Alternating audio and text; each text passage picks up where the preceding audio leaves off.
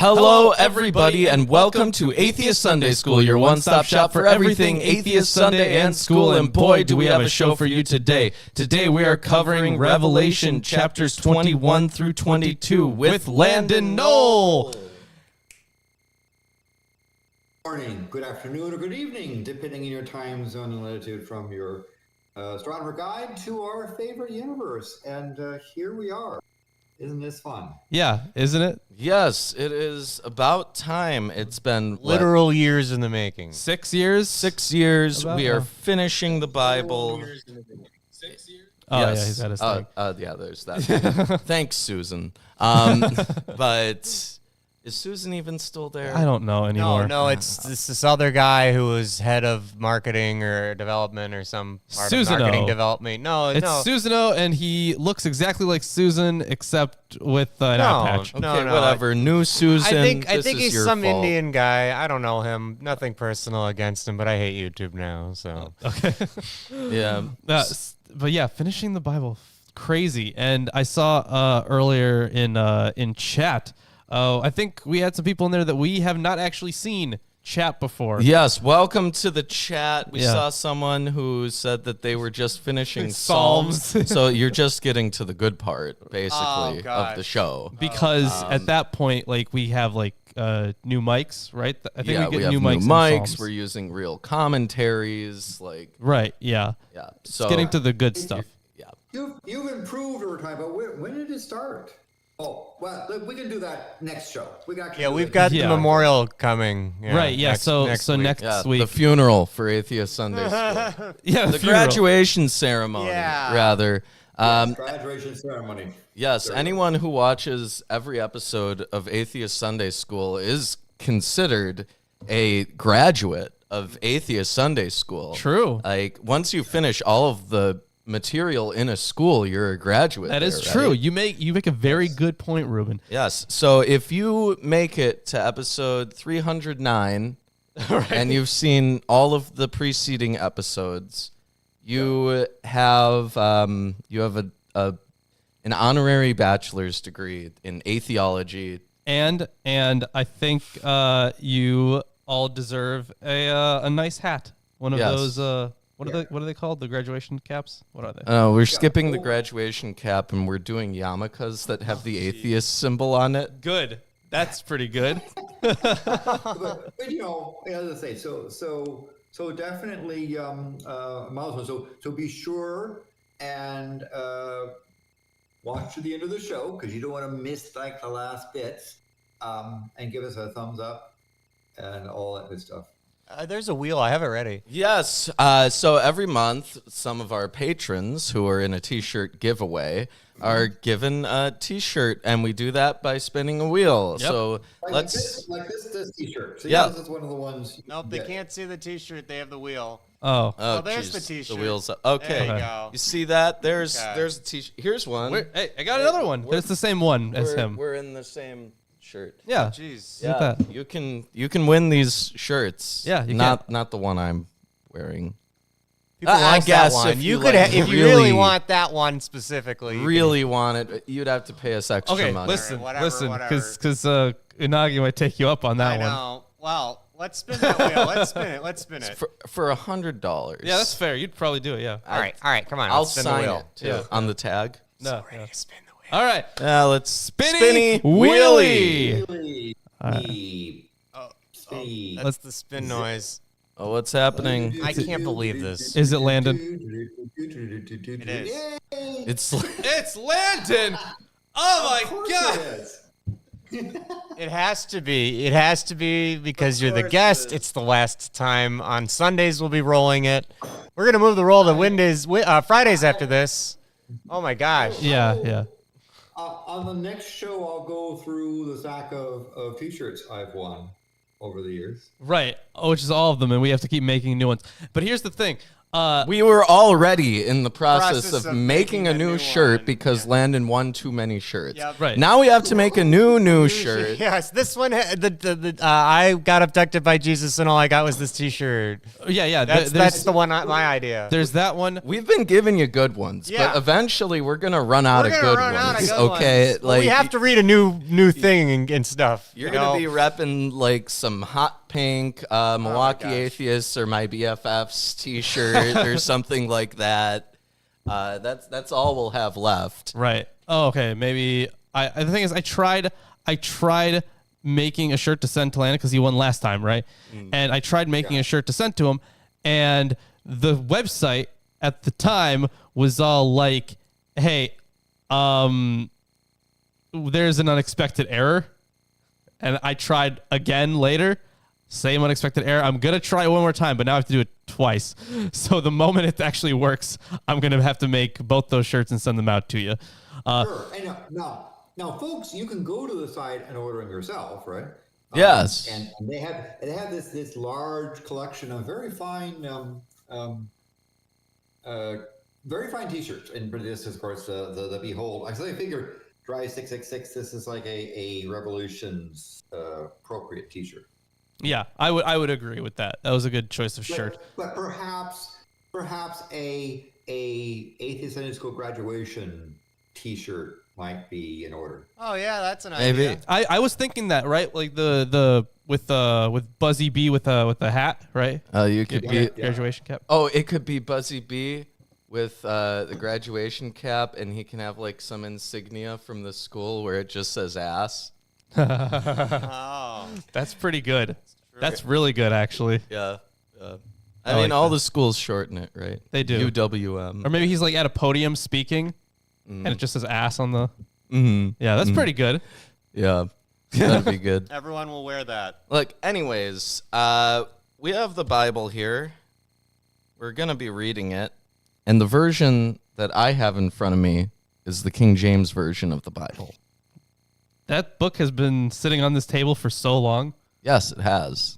I want to get a new table Right. and chairs. I bet the guy who got the chairs, friend of ours. We have more of them. Yeah, we do. I can't sit on them without getting up every hour.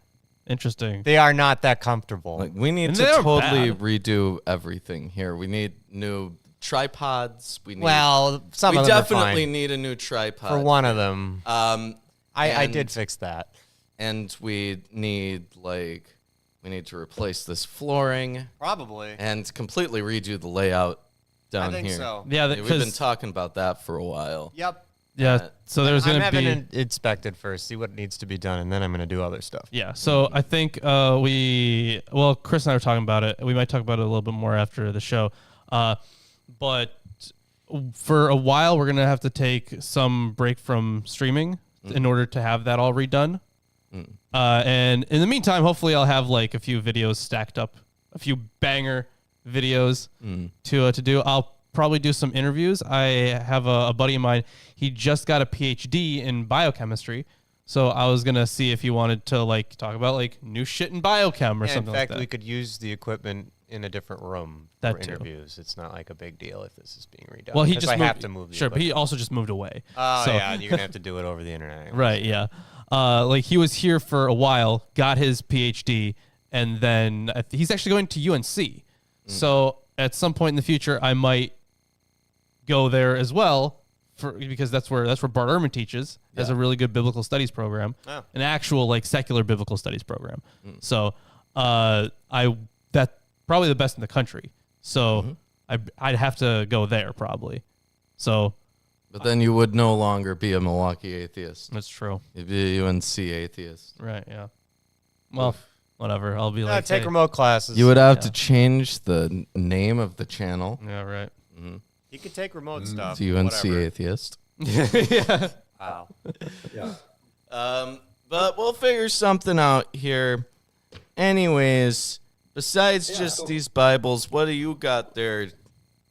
Well, and I'll use the Yankee voice. I have the New American Standard Bible. This is the Bible that I've been reading, and it actually is a Bible is given to me. Here's the picture. It says to my name, with my current middle and last name, and it says it's basically this Bible was presented to Noll, which was the older name, on the 28th of October in Hayward, California. We're near the postal thing near where our farm was, by Vita Chase, who was my grandmother on my mother's side, on the occasion of his 14th birthday.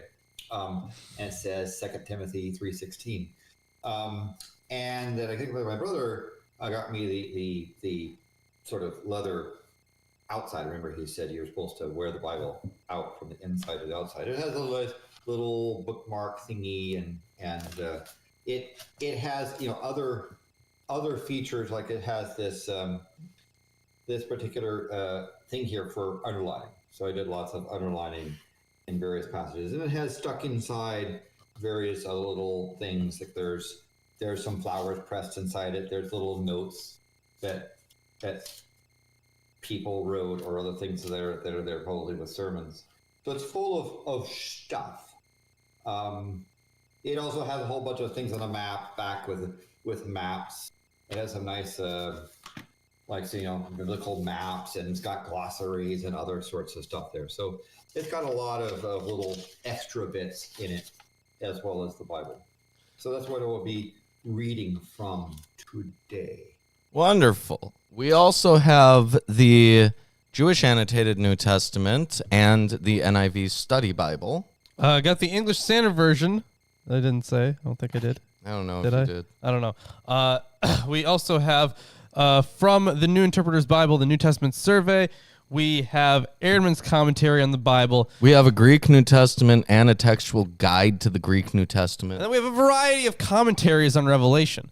We have one from Jürgen Roloff. We have one from Robert Mounts. We have one from JPM Sweet, and one from Leon Morris. We also have the text of the New Testament by Bruce Metzger, the text of the New Testament by Landon Allen. We have the historical Jesus in context. We have the complete writings of Josephus. We have the Septuagint. We have the Oxford Companion to the Bible. Damn it! It just had to It had say to be brought up, even though it's never been useful. And you know what else has very rarely been useful? The New King James. Right, yeah. Wow, it's just been sitting there for. Hey, it's been really good for that Behold can, for Ball, right? Big shout out to Ball. Yeah. Yep, here's Baal. And his new friend, and then all the little friends. Yeah, the Little dragon bird from friends. Revelation. What's the new friend? I don't know. It's all gonna get reset at yeah, some point. That's the Revelation dragon. It's just a red dragon. It's there thing. till the end of the Bible. It's a devil. It's the Revelation Yeah. dragon. It's got a little dragon. It's a dragon. It has wings and horns. Yep.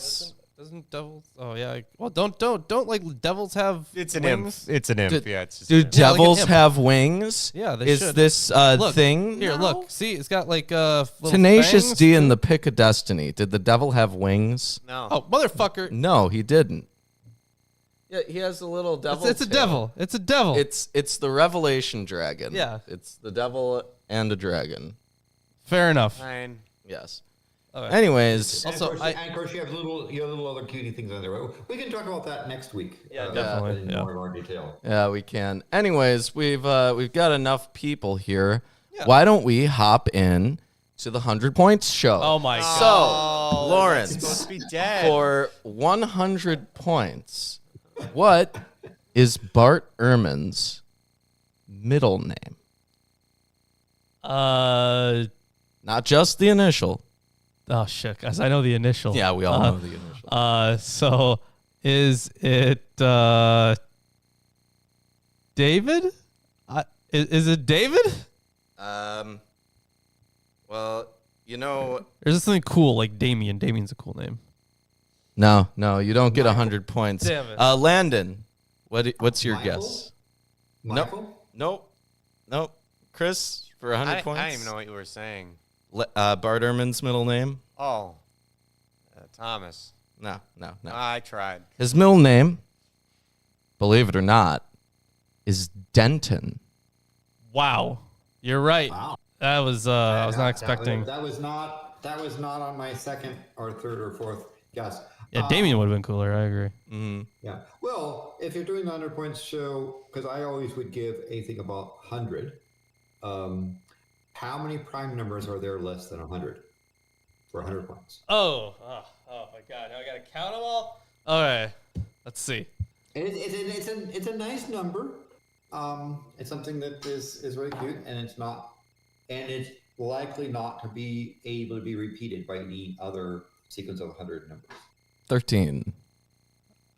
Nope. Lawrence? I'm gonna go with 9. I don't know. What about the voice behind the camera? I don't know, 11. Is the chat going to give anything? I don't know. Chat's probably gonna give a whole bunch of stuff, and Tomer's gonna be in here like I know exactly how many there are, and then like The answer is there are 25 prime numbers less than 100. So pi of 100 is 25. And that quarter of the numbers being prime is not unlikely to repeat it ever in the sequence of. Interesting. Okay. Well, there you I go. didn't think it would be that many. All All right. primes, I guess I never counted them. That sort of stop, knock out, so they get thinner and thinner and thinner. All right, that's my 100-point thing. So no points awarded, but we do have a Bible to read. We do have a Bible to read. Lawrence hasn't asked I his have 100-point show Okay, question. what's my middle name? Lawrence, you don't.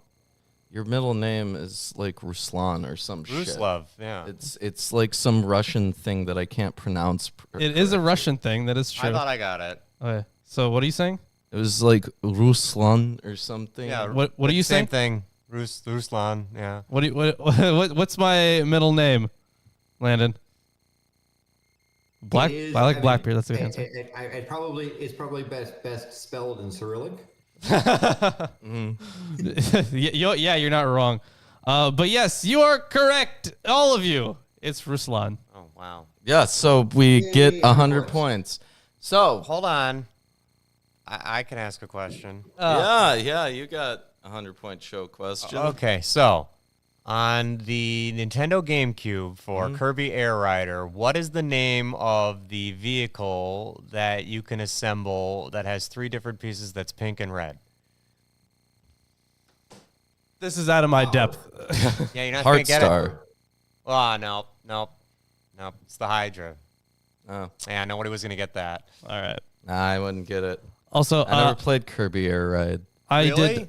Yeah. I did not read Bart's. I think it's called Armageddon, right? His new book on Revelation. I've read so much. By the time he came out with that, I had read so much stuff on Revelation. I was like, I'm probably good. So, speaking of which, we're going to give it to Landon for the first chapter today. Yeah. But before we do that, there is an aside in the Jewish annotated New Testament, which I did not read yesterday. Or I don't not know why you would yesterday. read it yesterday. I did not read on the last time that we had Atheist Sunday School. It says, a holy city without a holy temple. Given God's inextricable connection to the Jerusalem temple in biblical tradition, it is no surprise that texts from Ezekiel and Deutero-Isaiah to 1st Enoch and the Dead Sea Scrolls all imagined a great eternal temple as the centerpiece of God's new creation.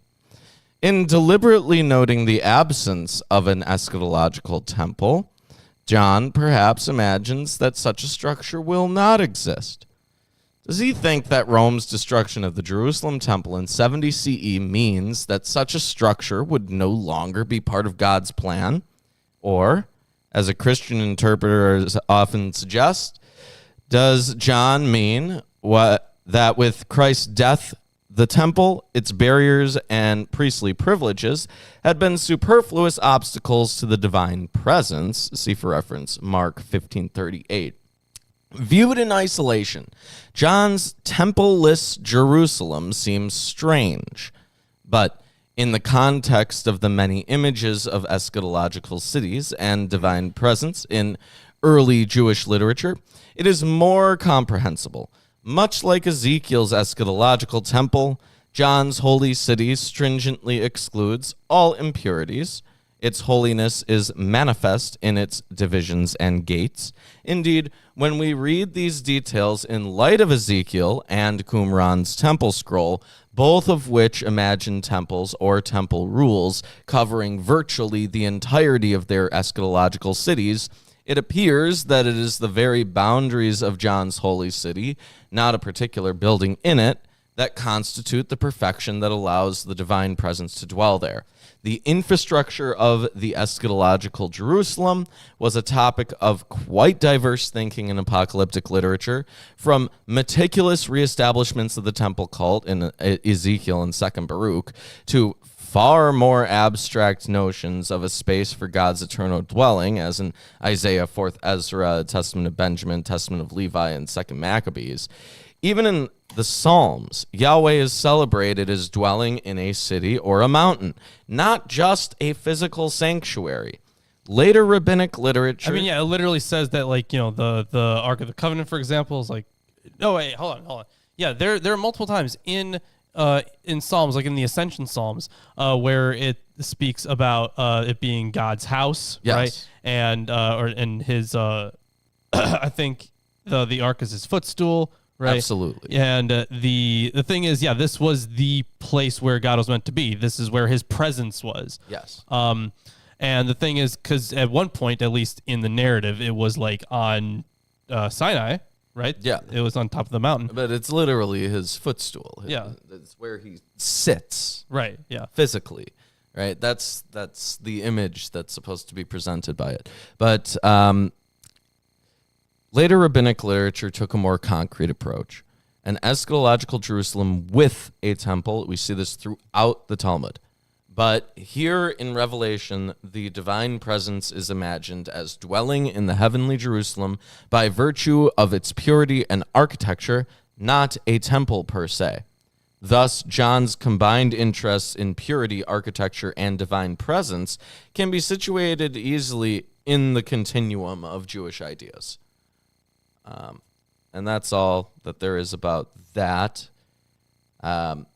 Just noteworthy that there is no heavenly temple in the heavenly city that's about to be described. Yeah, there in this there's the weird thing is, right?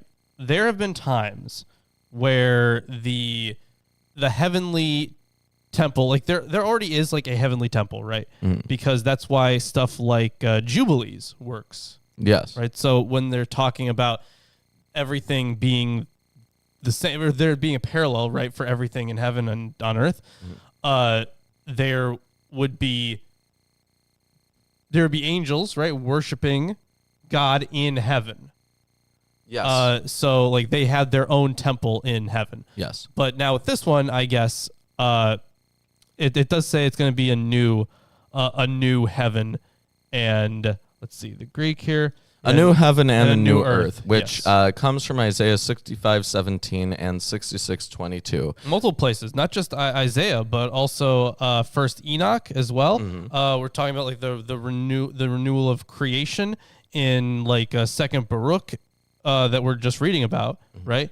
As well as some other texts. In fact, like most of the prophets even talk about this hope for this renewal or this new creation, right? Yes. Yeah. Anyways, why don't we hand it off to Landon to take chapter 21? Okay.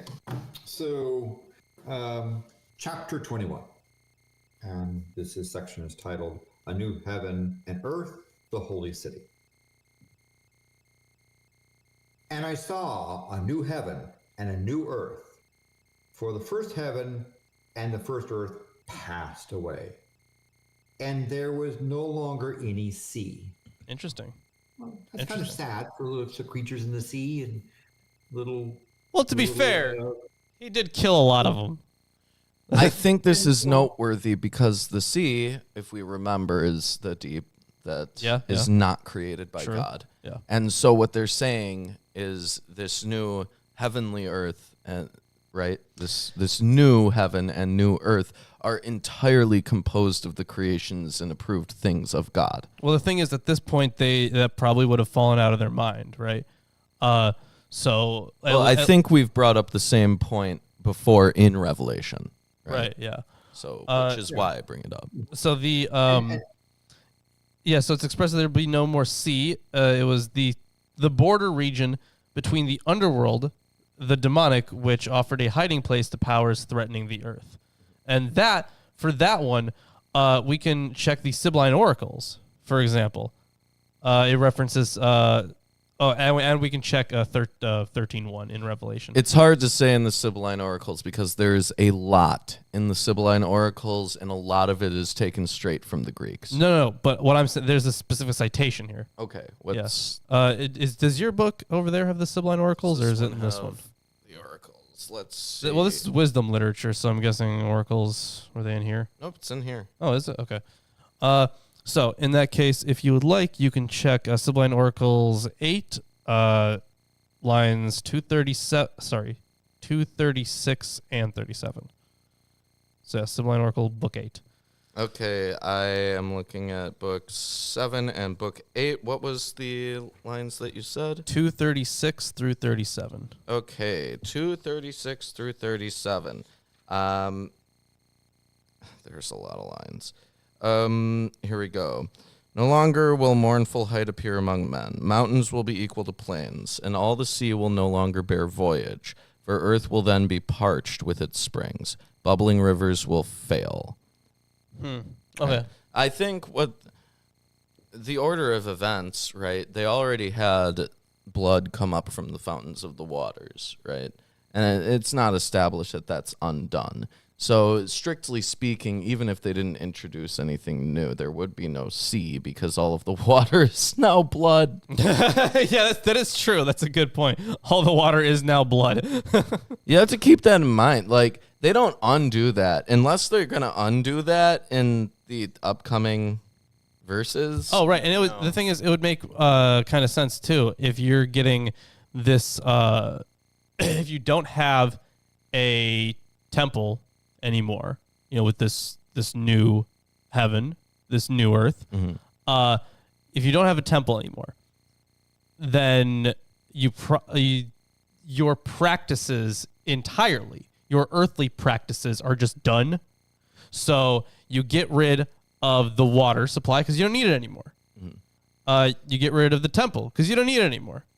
Well, you don't even need the heavenly version. I'm also going to spitball and say that maybe, because a lot of these traditions stem from the Mesopotamian tradition that talks about the different bodies of chaotic waters at the origin of time, like Abzu and Tiamat, that when they say there will be no more sea, there is a veiled jab at that kind of theology. See, the thing is that is commented on in here, that it could totally be, that is a suggestion, right, to discover a mythological connection with the Babylonian legend of Tiamat, the ancient dragon of chaos. Let's see, it is possible, since Old Testament writers had already taken over and reformed ancient myth in order to reflect God's victory over idols. Perhaps by saying that the sea no longer exists, well, yeah, you came to that same conclusion there, that he did as the jab, right? But I really do think that at this point in time, that would have fallen out. It would have been too obscure for John Patmos. Yeah. So that's why I'm thinking that it probably wasn't a jab, even if it does use the similar kind of motif. Yeah, that's fair. So what's interesting here is Sweet Notes. So it's removed, right? Just like Death and Hades, right? That's also removed, which is probably one of the connections for, like, if you're removing Death and Hades and removing the sea, is there a connection between the sea and Hades? I mean, it is a location where someone could die, but moreover, right, it's like the depths, right? When they talk about Sheol as being underground, and underwater is, like, for all intents and purposes, similar. Still, it's a sad thing that all those greater than seas are dead. The sea's gone. So we have this sort of Arrakis type of planet. Even though a little later on in the chapter, they talk about pearls. You ain't going to get any pearls anymore because you have no sea. It kind of sucks, but that's, what can I say? It's John's vision. Who knows? Maybe he had some arrogant or other mushrooms that help inspire this thing. But a world without a sea is a very sad world. So Yeah, it's also not a it's world like that can survive. Well, it's like the moon. yeah. Yeah. Yeah, I guess. Yeah. So, some find here a symbol of separation overcome because John was on an island. Mm-hmm. Yeah. So there that is an interesting one. You're right. It could be a personal thing, but go ahead, Landon. Keep going. But it is and I think it is you might say it is a sea change. See? Verse 2. And I saw the holy city, New Jerusalem, coming down out of heaven from God, and made ready as a bride adorned for her husband. Yeah. So I mean This is typical wisdom literature symbolism. yeah, And- and and- the word new when they're saying it's a new one. There was something interesting noted in where was it? I think it was in this commentary here. So when they're talking about a new Jerusalem, one of the notes was that it meant new in kind instead of it being like this totally different one or like a replacement, I guess. So the let's see, where is it? Man, I just had it up here, but I guess I'm a bozo, so I lost it. Yeah, right. But either way, the word that that's used there for new, kainon, and it's used multiple times here. Yeah, so like uranon, kainon, so new heaven, kaigen, kainen, so and a new earth. So yeah, this is like newly invented, newfangled, or a novel one. Newfangled. Let's see here. Yeah, or fresh perhaps. The point is that it's new. Yeah, yeah. But I don't know why they did the. I'll have to find that note again because I lost it. But yeah, you get a new one. Yeah. All right. Verse 3. And I heard a loud voice from the distance saying, Behold. Behold! We all deserve that one. Behold. Still going. It was held. The tabernacle of God is among men. I guess not women. And he shall dwell among them, and they shall be his people, and God himself will be among them. Now that's interesting. Isn't that nice? Yeah. So this is his dwelling before was the temple. Yes. But now but his dwelling is the people. Or it's with the Lawrence, people, pull I up should say. Ezekiel. I want you which to part in Ezekiel? pull out Ezekiel 37, Verse 27? verse 27. Yeah. 27:27.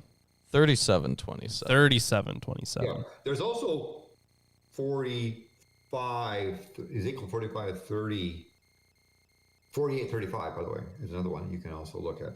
For that. Okay. Let's see, 37:27.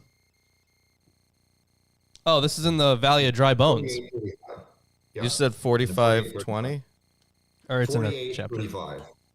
Ezekiel chapter 48, verse. Yeah, my 35. dwelling place shall be with them, and I will be their God, and they shall be my people. Okay, classic. So I did want to note something here about the dwelling will be with the people, because there is a textual variant. Yeah, that's in there in Ezekiel. Yeah. So the two options here are, and they seem almost like it doesn't. It seems almost like it doesn't matter, but the textual variant, I promise, easily can matter. So the probable reading, at least according to Omens in here, is, and they give it a B grade, so it's fairly confident. Laoi, so that's peoples plural. It is difficult to decide between the readings laoi and laos, just people, like a people. Although the plural has slightly superior manuscript support, I guess although the plural, laoi, has better manuscript support, has the author followed the prophetic scriptures that consistently speak of the one people of God? For example, Jeremiah 31:33, and then the reference we just had to Ezekiel. In that case, the plural laoi was introduced by copyists who simply made the noun agree with the preceding plural noun autoi, plural pronoun autoi, it would make sense. Or did the author deliberately modify the traditional concept, substituting the many peoples of redeemed humanity for the single elect nation, the world of Israel? The former. Yeah, probably. I don't see it as reason, because first of all, it doesn't even make sense to say that there are many peoples in this situation. There's one people. There's the Christ believers. Yeah. That's all there is, because the rest of them have been killed. They're Sure, yeah, literally the only ones left. They are the people. Right, yeah. In that case, the singular laos was written by a copyist who changed the plural to the singular to agree with the imagery of the Old Testament. But yeah. So there's the note there for you.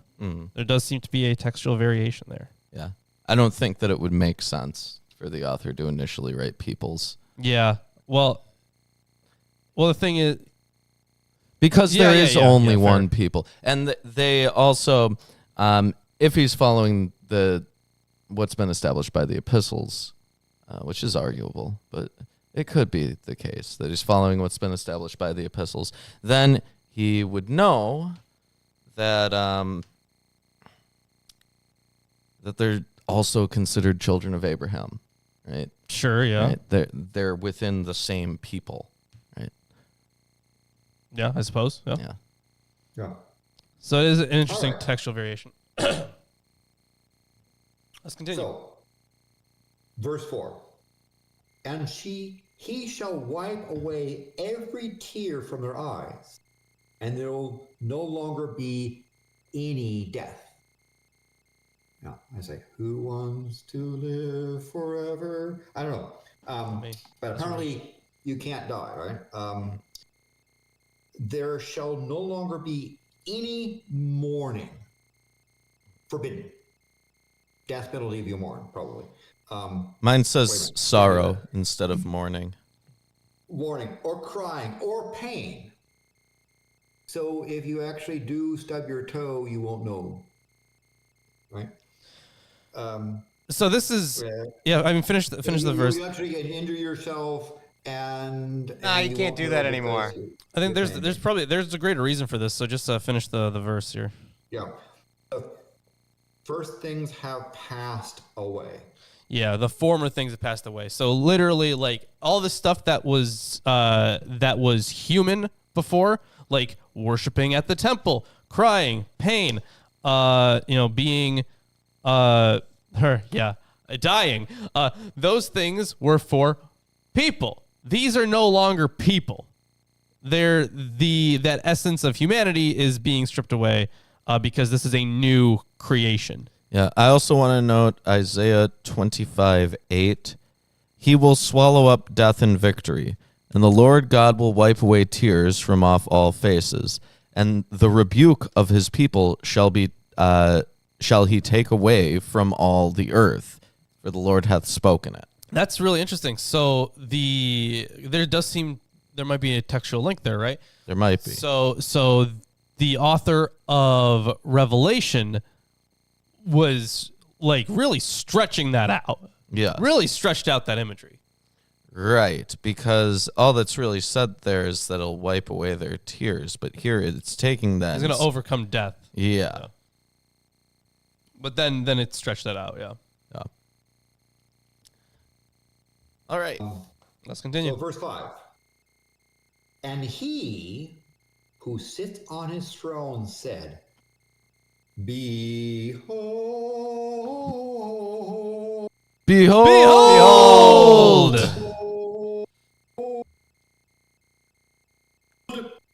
Perfect. Remember, chat. just like that. If you remember, you got. You also have the B. Our B mote. You got it. Yeah, the B-mote. B-mote. Yeah. Perfect.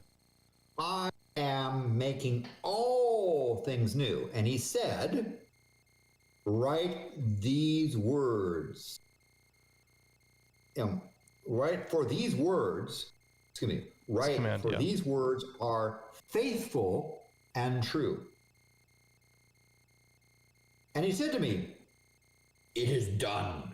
I am the Alpha and the Omega. I am the beginning and the end. I will give one who thirsts from the spring of water of life without cost, except of course the season dried up. So never mind that little detail. Yes. And he who overcomes shall inherit these things, and I will be his God. So no women. And he will be my son. So girls are right out, I guess. I guess. But that's typical of the Bible and misogyny. But for the cowardly and the unbelieving and the abominable and the murderers and the immoral persons and the sorcerers and the idolaters and the liars, their part shall be like the lake that burns with fire and brimstone, which is the second death. Of course, death is put away, but it's the second death, so miserable. Yeah, you have to say fire, right? Because it's not just fire. It's like really nasty stuff. Super fire. Brimstone. Yeah, quite a few things to discuss there. Well, there's the water of life, I think, is the interesting part. Now, literally, this is their explanation for a mechanism from which they would defeat death forever, right? Right, yeah. And these waters of life, it says here that this would be the river that runs through the Edenic Jerusalem. Yeah. Which some rabbis imagine that the Garden of Eden would reappear at the end of time. It doesn't make sense to me, however, because if we've already established explicitly that there is no sea, then Right, yeah. how does a river make sense? Right, fair enough, yeah. So, God. Anything is possible with God, right? I'm sure. Yeah. You're right, though. It is All of interesting. the fountains are spitting up blood. There is no sea. Where'd this river come from? Hey, fair. That's completely fair. But my theory is that John was eating the arrogant, ate the blue stuff, and is tripping. So it doesn't have to make sense. I definitely don't think he was tripping. I think he was. Yeah, we talked about this before. Did you catch that episode? Yeah, but I'm just throwing it out as an alternative explanation for. Also, Lawrence, he doesn't have to be tripping.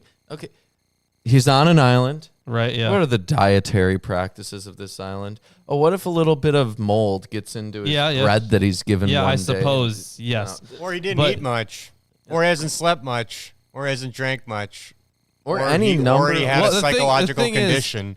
Okay, he's on an island. There's a lot of salt in the air. Oh my gosh, he's doomed. He's probably not getting a medically appropriate amount of fresh water. Well, I mean, with that part, yeah, but I don't think many people in the ancient fresh world water are. on. Probably a lot of people in the probably- ancient world were tripping balls. Yeah. And they didn't know it, but they thought it was demons or devils or divine things. If it was a good trip or a bad trip, that's kind of the thing. Yeah, Yeah. like I you guess know, you you know. notice how we don't trip out all the time, probably because of lack of malnutrition, at least partially. We've I'm got to tripping- give I'm a lot tripping of out. credit to that. Oh, well, Yes, you gotta but eat you're better. malnourished. You're very malnourished. Yeah. Okay, why don't you keep going, Landon? All right. So part of a balanced diet. Verse 9. I did kind of want One- to. So we talked a little bit about the second death. Sorry. Oh no. While you're going over that, I'm gonna grab a little more coffee. Yeah. So I think they used this terminology before, right? Where that lake of fire is the second death. Yeah. So it's essentially, is that the one that you can't? Right. That's the one that you can't come back from, because in the theology here, you would have that resurrection, essentially, right at the end times. So the second death would be the one that I guess you have no other chance, I suppose. So, Yeah. yeah. You've been naughty and not nice. You're on the permanent dean's badge list, and you have detention for the rest of eternity. Being sent to the place where all of the cool jazz musicians and the poets and other interesting people are, so you can hang out with them because you've been naughty. So verse 9.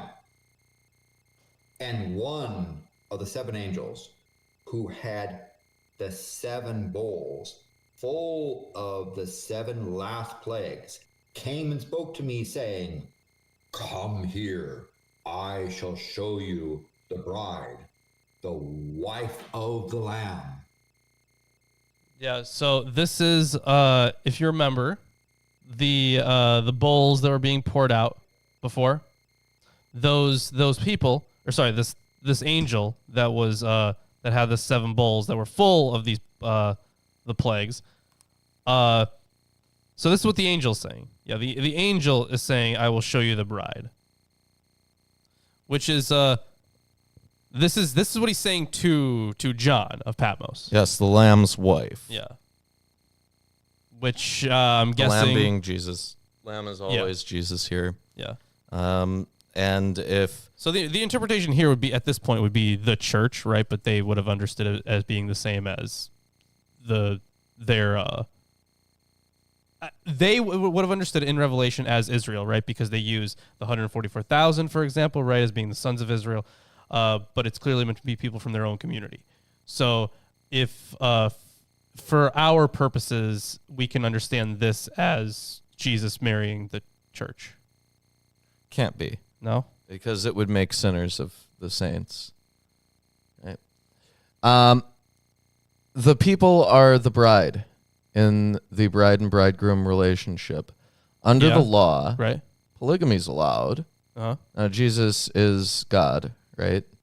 But these Sure. are different persons within one framework. Yeah, at this point, like, now, if they're both the grooms, we can't tell much of about the people- Christology from Revelation. right? But if they're both the groom of the people, then the people are made into adulterers, right?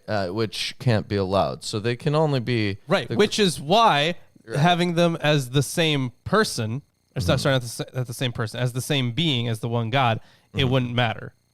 Right. You wouldn't be an adulterer then. But if they want to state specifically that this is the Lamb's wife and the other is the wife of the Father, and because they've already established one piece of imagery. Now, the piece of imagery points toward the people, right? They've established one piece of imagery earlier on that talks about the wife of God as Jerusalem, right? Yeah. And that's referring to the people. Now they're establishing something else about the Lamb's wife, and I think they're going to do the same thing. I see what you're getting. Yeah, in the next verse, actually. Landon, can you read verse 10? Okay, verse 10. And he carried me away in the spirit to a great high mountain and showed me the holy city, Jerusalem, coming down out of heaven from God. Yeah. Yeah, so it's Having the Jerusalem. Glory of God. Her brilliance was like a very costly stone, as a stone of crystal clear jasper. Yeah, so it looks like it's Jerusalem. Yes. So now they're establishing Jerusalem is the wife of God, the wife of Yahweh. Now they're establishing Jerusalem is the wife of the Lamb, which is Jesus. Now, if these two persons have different identities, they have made Jerusalem into an adulterous wife, which I don't think would be allowed. So they must, John of Patmos, must have had the idea that Jesus and Yahweh share an identity. Right, yeah. Right? That makes sense. But I don't know where the Trinitarian Right, yeah. from.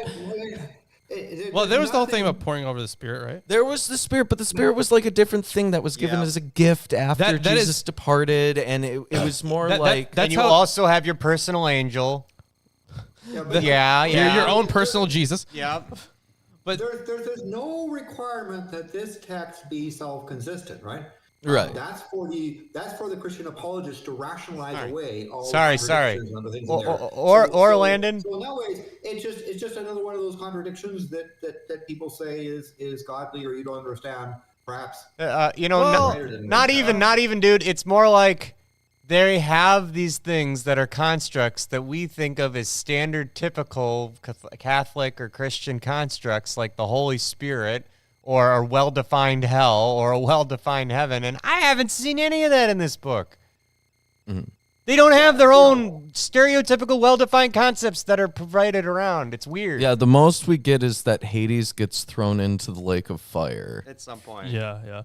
So I don't really marrying a lamb and consummating the marriage is bestiality, but Right. It's right. okay here, right? So, but you say, oh, that's allegories. Yeah. So was Genesis chapter 1 allegories, but that doesn't count because the answers in Revelation people say this is literal. So. Okay, well, clearly those people are wrong, but but I do think that there are actual methods of understanding this book that go beyond. Honestly, in my opinion, what kind of seems like cop outs, like, oh, it's not I get this a lot, right? Like, what are you doing looking for consistency? Like, I feel like the same book would at least be internally consistent unless it's referencing something from outside of it, more or less. Yeah, more or less, right? So for Revelation, for example, we can look for internal consistency within that book and then kind of compare it with the internal consistency of other texts. So Reuben, except Lawrence, that we know time and time again there are textual errors, copying errors, assimilation errors, and so forth. Yeah. So there's that process. But if you talk about consistency, if you take a heavy dose of this is allegories, this is poetic license, this is the things, then you can excuse lots of inconsistency because they're literary devices. But if you insist on this being the literal word of some god, then you have problems with the literal bits. See, no, that I understand. If someone thinks this is meant to be literal, but I don't think it was ever meant. This wasn't meant to be literal. I think this was meant to be a polemic. So I think that my point about the bride and bridegroom stands regardless of whether it's meant to be literal or right. Yeah, I would agree. Yeah, I think that either way, you have the Christological outlook being that they are the same in some way, that they are similarly identifiable. But then, you ask, where does the Spirit come in? And yes, it is literally poured over people as a gift, but that's how it was generally interpreted. It wasn't part of the Trinity initially. Because it's not given its own separate conscious identity, right? We clearly have Jesus having his own thoughts that are not the thoughts of God. He prays to God and begs him not to allow him to be killed. They obviously have different ideas and different wants, right? The Spirit, we don't get anything. No. Right? No useful descriptions. That's supposed to be the actual part that I guess connects you to the saved, I guess. Yeah. Right. Well, they propose that it's this mechanism that's this binding and unifying principle. Right. Yeah.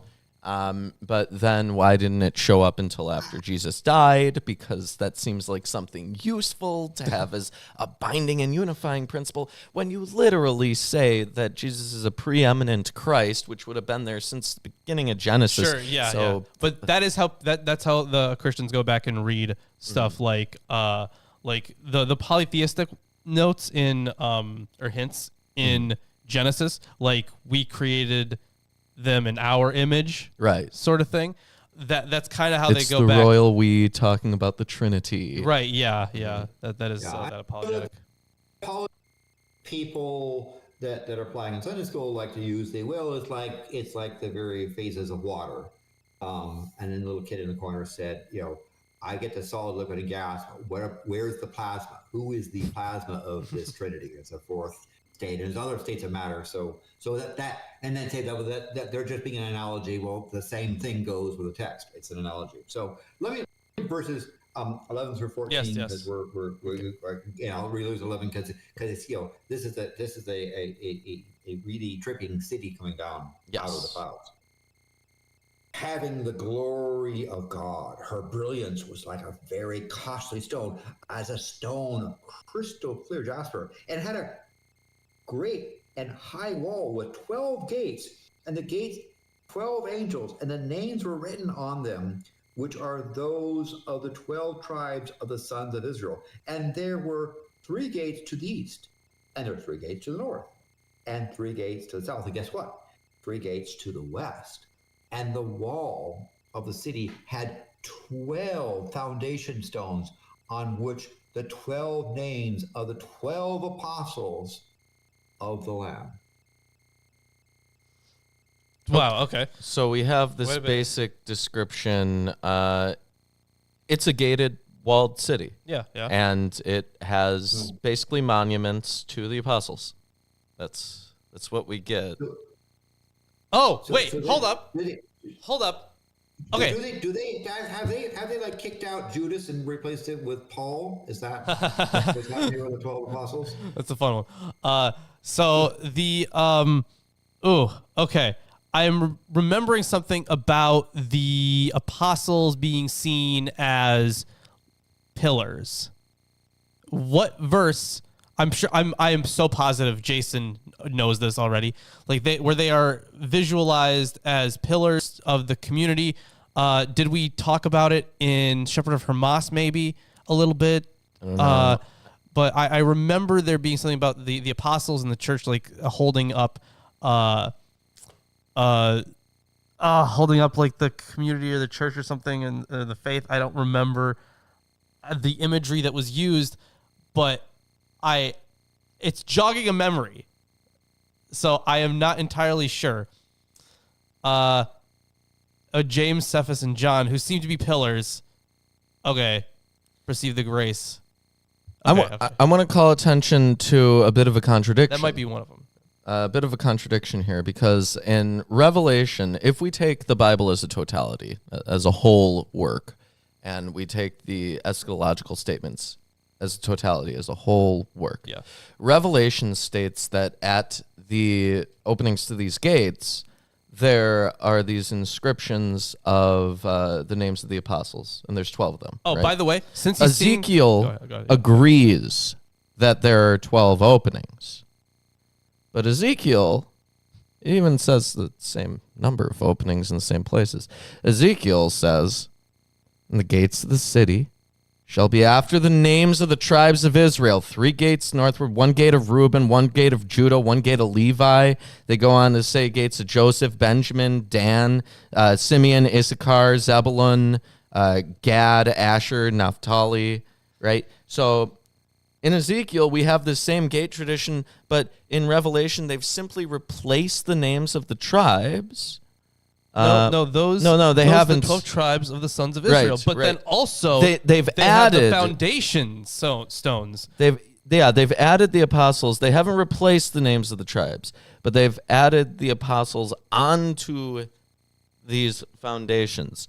I guess that isn't really a contradiction then if Here- one doesn't replace the other. This is what I was remembering, by the way. So in Ephesians 2:20, Paul teaches that the household of God is built upon the foundation of the apostles and prophets. The church, in a historical sense, rests upon the apostles and prophets, that is, upon the faith and labors of those who first proclaimed it. Yeah. So that was most in the verse I was thinking of. But yeah, there was no exception to Judas, which is very funny. Right. And in 1 Corinthians 15:5, the resurrected Jesus appeared to the 12, although Judas had already committed suicide. So yeah, fun one, isn't it? Mm-hmm. So the ideas here would be, to me, I feel like this could be something I could really dive into, but the addition of them being as the foundation to the rest of it is very interesting. I feel like a lot of Christians probably have that mentality now. How I think actually we've had this argued before. I feel We have, I think, spoken to a person like this recently, or at least heard someone talk about this, saying that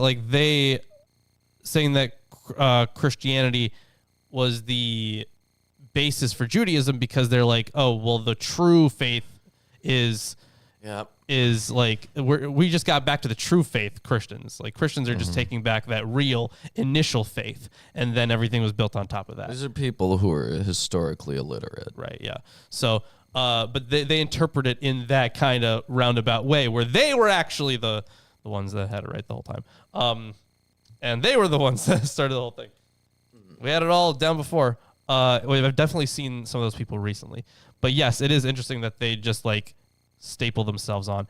And also, this is one of the verses here. He's seeing the apostles, right? Well, he's saying the names of the apostles. Oh, sure. Right. Yeah. It's not saying that the apostles are right. literally there holding up the foundations You're of right. New Jerusalem. You're right. The names of the 12 apostles. There is, however, no indication here that the author is one of those names. No. So for people who believe that John the Apostle wrote this book, yeah, there's no indication here that he did. Like, you'd think if he was one of those names, he'd be like, haha, your boy John is one of the names. Well, you would figure it'd be something like including my own or anything like that, right? Not just that. It's like the 12 and then the names of the 12 apostles of the Lamb. And I looked, and lo, behold, my name was placed there. And the angel said unto me, John, this is where you will stand and make your name known to the generations chosen by the Lord. Something like that, right? I've read too much Bible. I can just make it up. Yep. Now. All right. Let's continue. All right. So let's continue on in verse 15. And the one who spoke with me had a gold measuring rod. Get that? Gold? Wow, that was pretty nice. To measure the city and its gates and its wall. So once again, it's copying the motif from Ezekiel where he has to measure everything out. Yeah. So this may be a little painful. Hooray. And the city is laid out as a square, and its length is as great as its width.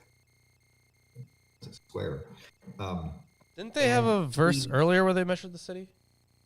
Yeah, in And 17. he measured the Wasn't city 17? with the rod.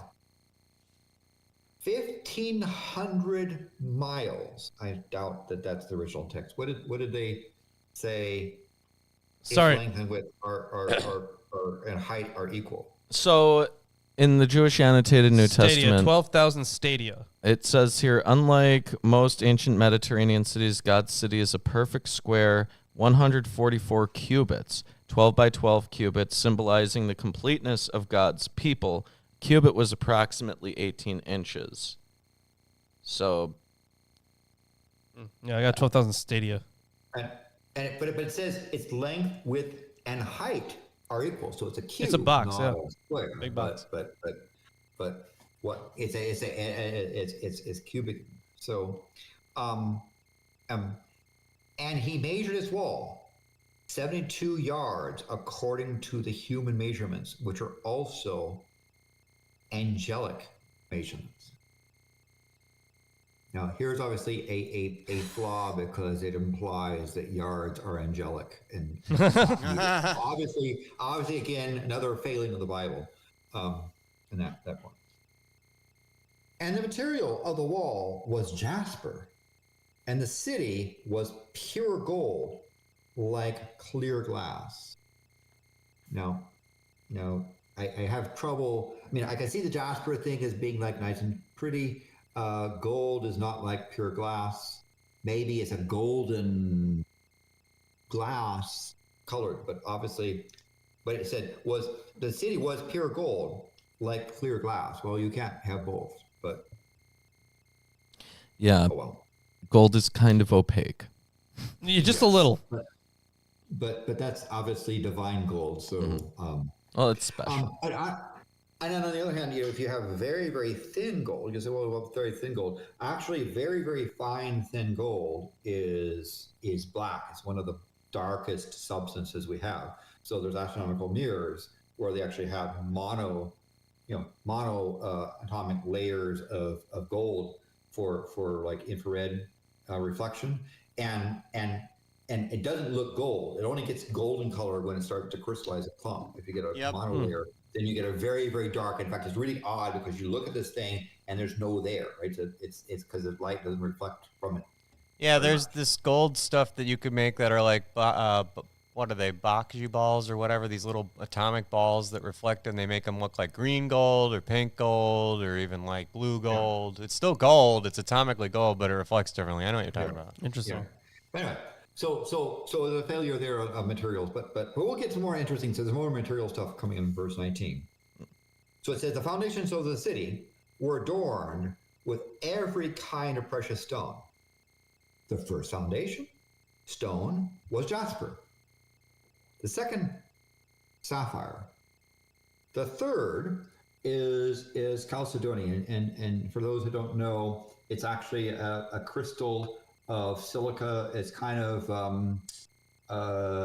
darkish brown, but it has various colors there. But it's more of an uneven, typically found in the world, an uneven sort of crystalline thing. But it's kind of nice, I guess, suppose, if you're going to pick a thing.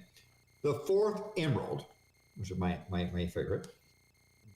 Now the fifth is a thing called sardonyx. The sixth is a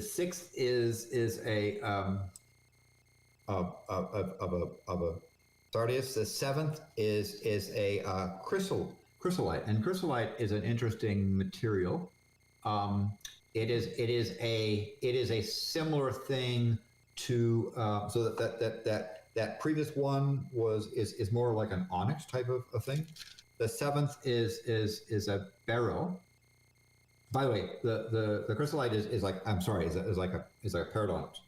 It's a really nice greenish clear thing. The eighth is beryl. That's also a really nice beryllium aluminum silicate compound, and it actually comes in a number of colors, but it's not clear which color they were doing. Ninth is topaz. People know about that. The 10th is a chrysoprase, and that is an interesting material. It's a gemstone. It's silica with small quantities of nickel, and it's kind of a greenish thing with interesting stripes. 11th. The 11th is an interesting material. People don't. It is a jacinth, and it's sort of a red zircon type of crystal. It's actually kind of a nice, pretty red when you shine light through it. And 12th is amethyst. So interesting collection of gems. I presume these are minerals that were known in the area, but you can look up on there. There's nice, pretty pictures of those things. Now, Landon, if these gemstones were used as literally foundational cornerstones to cities, they crumble. Yeah. Yeah, what would be the fate of those gemstones? Well, some of them are actually pretty soft. Some of them are can be attacked by acids and so forth. But some of them hold up pretty well. I mean, pure beryl is colorless, but it's frequently tainted with impurities to get a variety of colors. But it can be, these things can be worn down. Ardent, the chrysolite is a material that's more volcanic, so it has some pretty good durability. Onyx does pretty well, but again, they have various different hardnesses. Like onyx is around 7 on the hardness scale, whereas and same thing with peridot. Beryl is more on the hardness, is even harder, at 8. Chrysoprase is like 6, so that's a little bit, you can scratch that easier. And that is actually somewhat soft. So they kind of vary in hardnesses there. They don't have diamond, right? Because I would think if you're going to do the pure gold like clear glass, you would want a diamond with like a yellow tint impurity to give you your nice sparkly bits. But Right. What I'm I'm not thinking. the architect of the city. Well, what I'm thinking is that the foundations of this city would be dramatically off kilter in different parts. They would definitely have different rates at which different parts of the city would sink into the ground. Listen. It's a new Earth, right? You're okay, So it's a new it's a Earth. better They Earth. fixed- It doesn't all have right? ground. Fixed all that. It's The a ground is fixed Earth. superior. They all weigh the same. They're all the same hardness now. New. It's all new. Oh, no, hardness is dead. No, hardness died. Okay, we're throwing all sense out the window. Most of these hardnesses run from most scale from about the high fives to up to close to 10. They don't have diamond in there, but they're durable, but some of them are scratchable. The one of the things, however, is that when you have a crystalline structure, it doesn't take load very well, right? No. Because it's hard and rigid. Any kind of pressure will cause it to crack. Some of them, right? They'd be hard but brittle versus hard Sure. and firm. We almost know what the depends chapter. on- Yeah, but anyway, yes, we're getting there. Anyway, verse 21. back to this thing. I was just sincerely curious. And verse 21. And the 12 gates were 12 pearls. Each one of the gates was a single pearl, probably from that sea that no longer exists. And the street was pure gold, like transparent glass. There again is that gold with glass thing. I think it's probably better to do it like a. There are crystalline stuff that give you some transparency, but can give you a golden-like color. Yep. But Yeah, it our said- rabbinic, it said, our rabbinic "In the prophecy. street."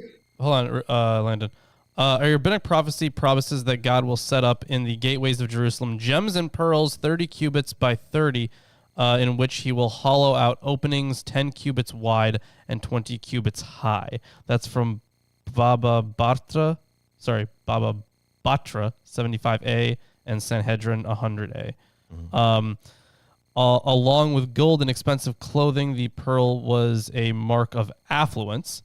Jesus spoke of a pearl so valuable that a merchant sold all he possessed in order to purchase it. That's Matthew 13, 45 through 46. The spectacle of a pearl large enough to serve as a city gate boggles the mind.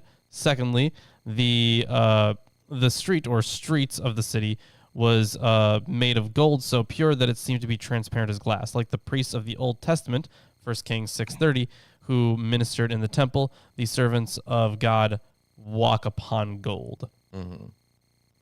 But it says, and the street of the city was pure gold, like transparent glass. Right, yeah. Again, now the one possibility, maybe the transparent glass, maybe that's a phrase that's not been properly translated. Or maybe it's an idiom.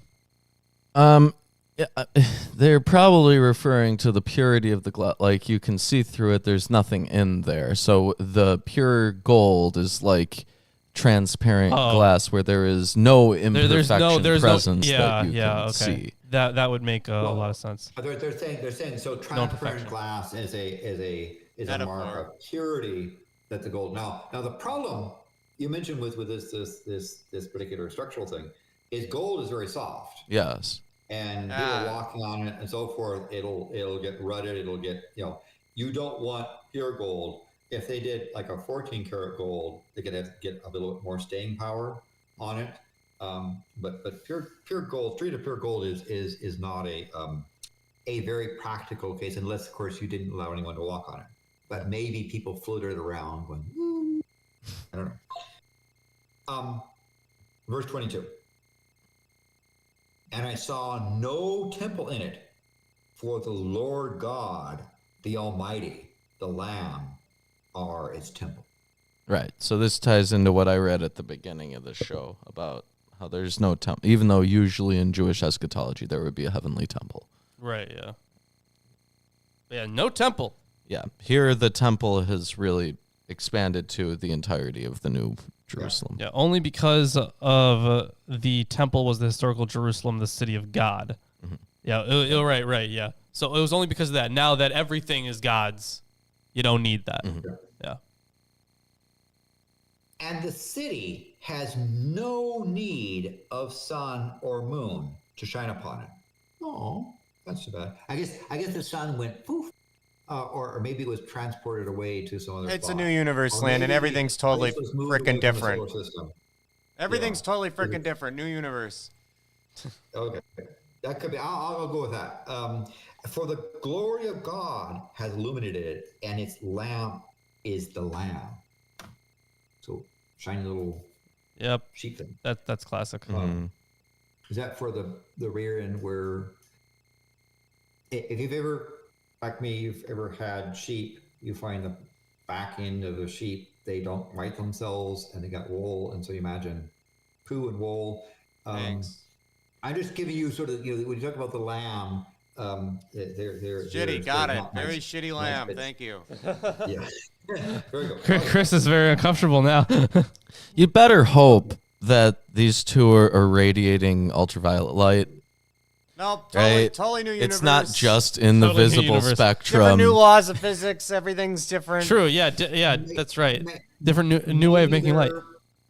Their temperature is more towards the infrared, right? And less ultraviolet, so you don't. Oh, have- yeah. Great. You don't get a sunburn, right? Okay, verse 24. And the nations shall walk by its light, and the kings of the earth shall bring their glory into it. What kings of the earth? Right. Because They've basically all died at this point. They were killed several times so over. what I can say- Explicitly in chapter 20, I think, when they what we read last time, where Jesus comes with his white horse army and yeah. kills all of them. They're not coming anywhere near here. They're dead already. Right. So maybe this is if you allow me, I would like to Marv, try. I'd like you to finish the reading. I know you would.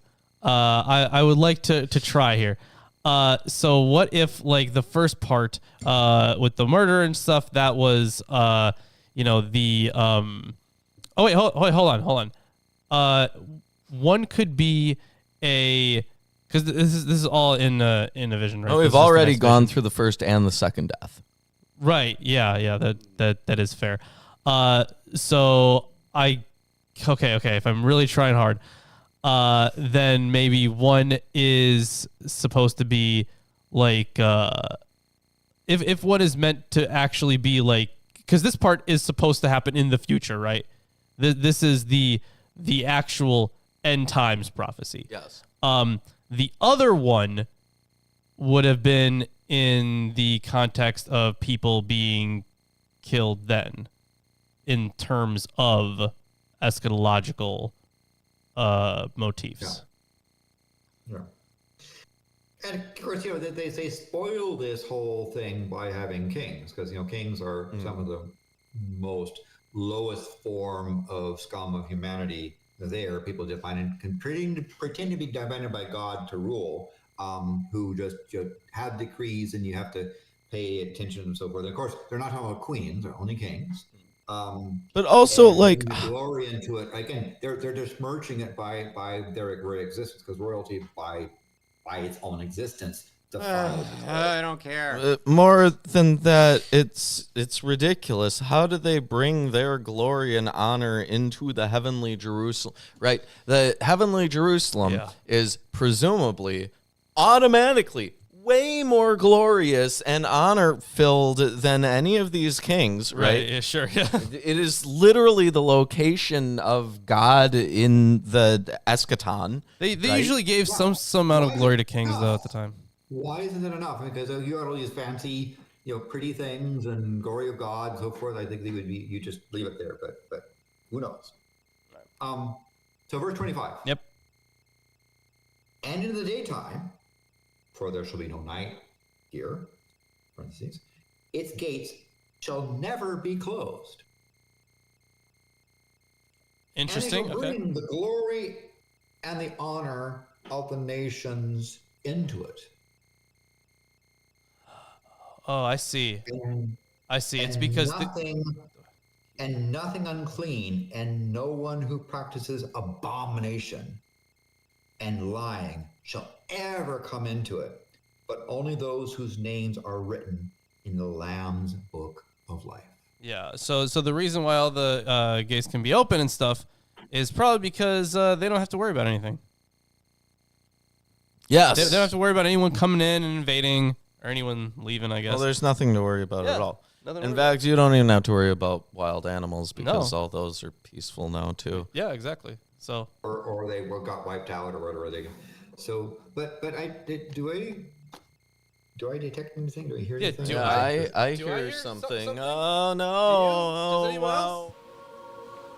Behold, I am your Lord and Savior, Jesus Christ, and I want to let all you heathens and sinners know that I support this wonderful episode of Atheist Sunday School.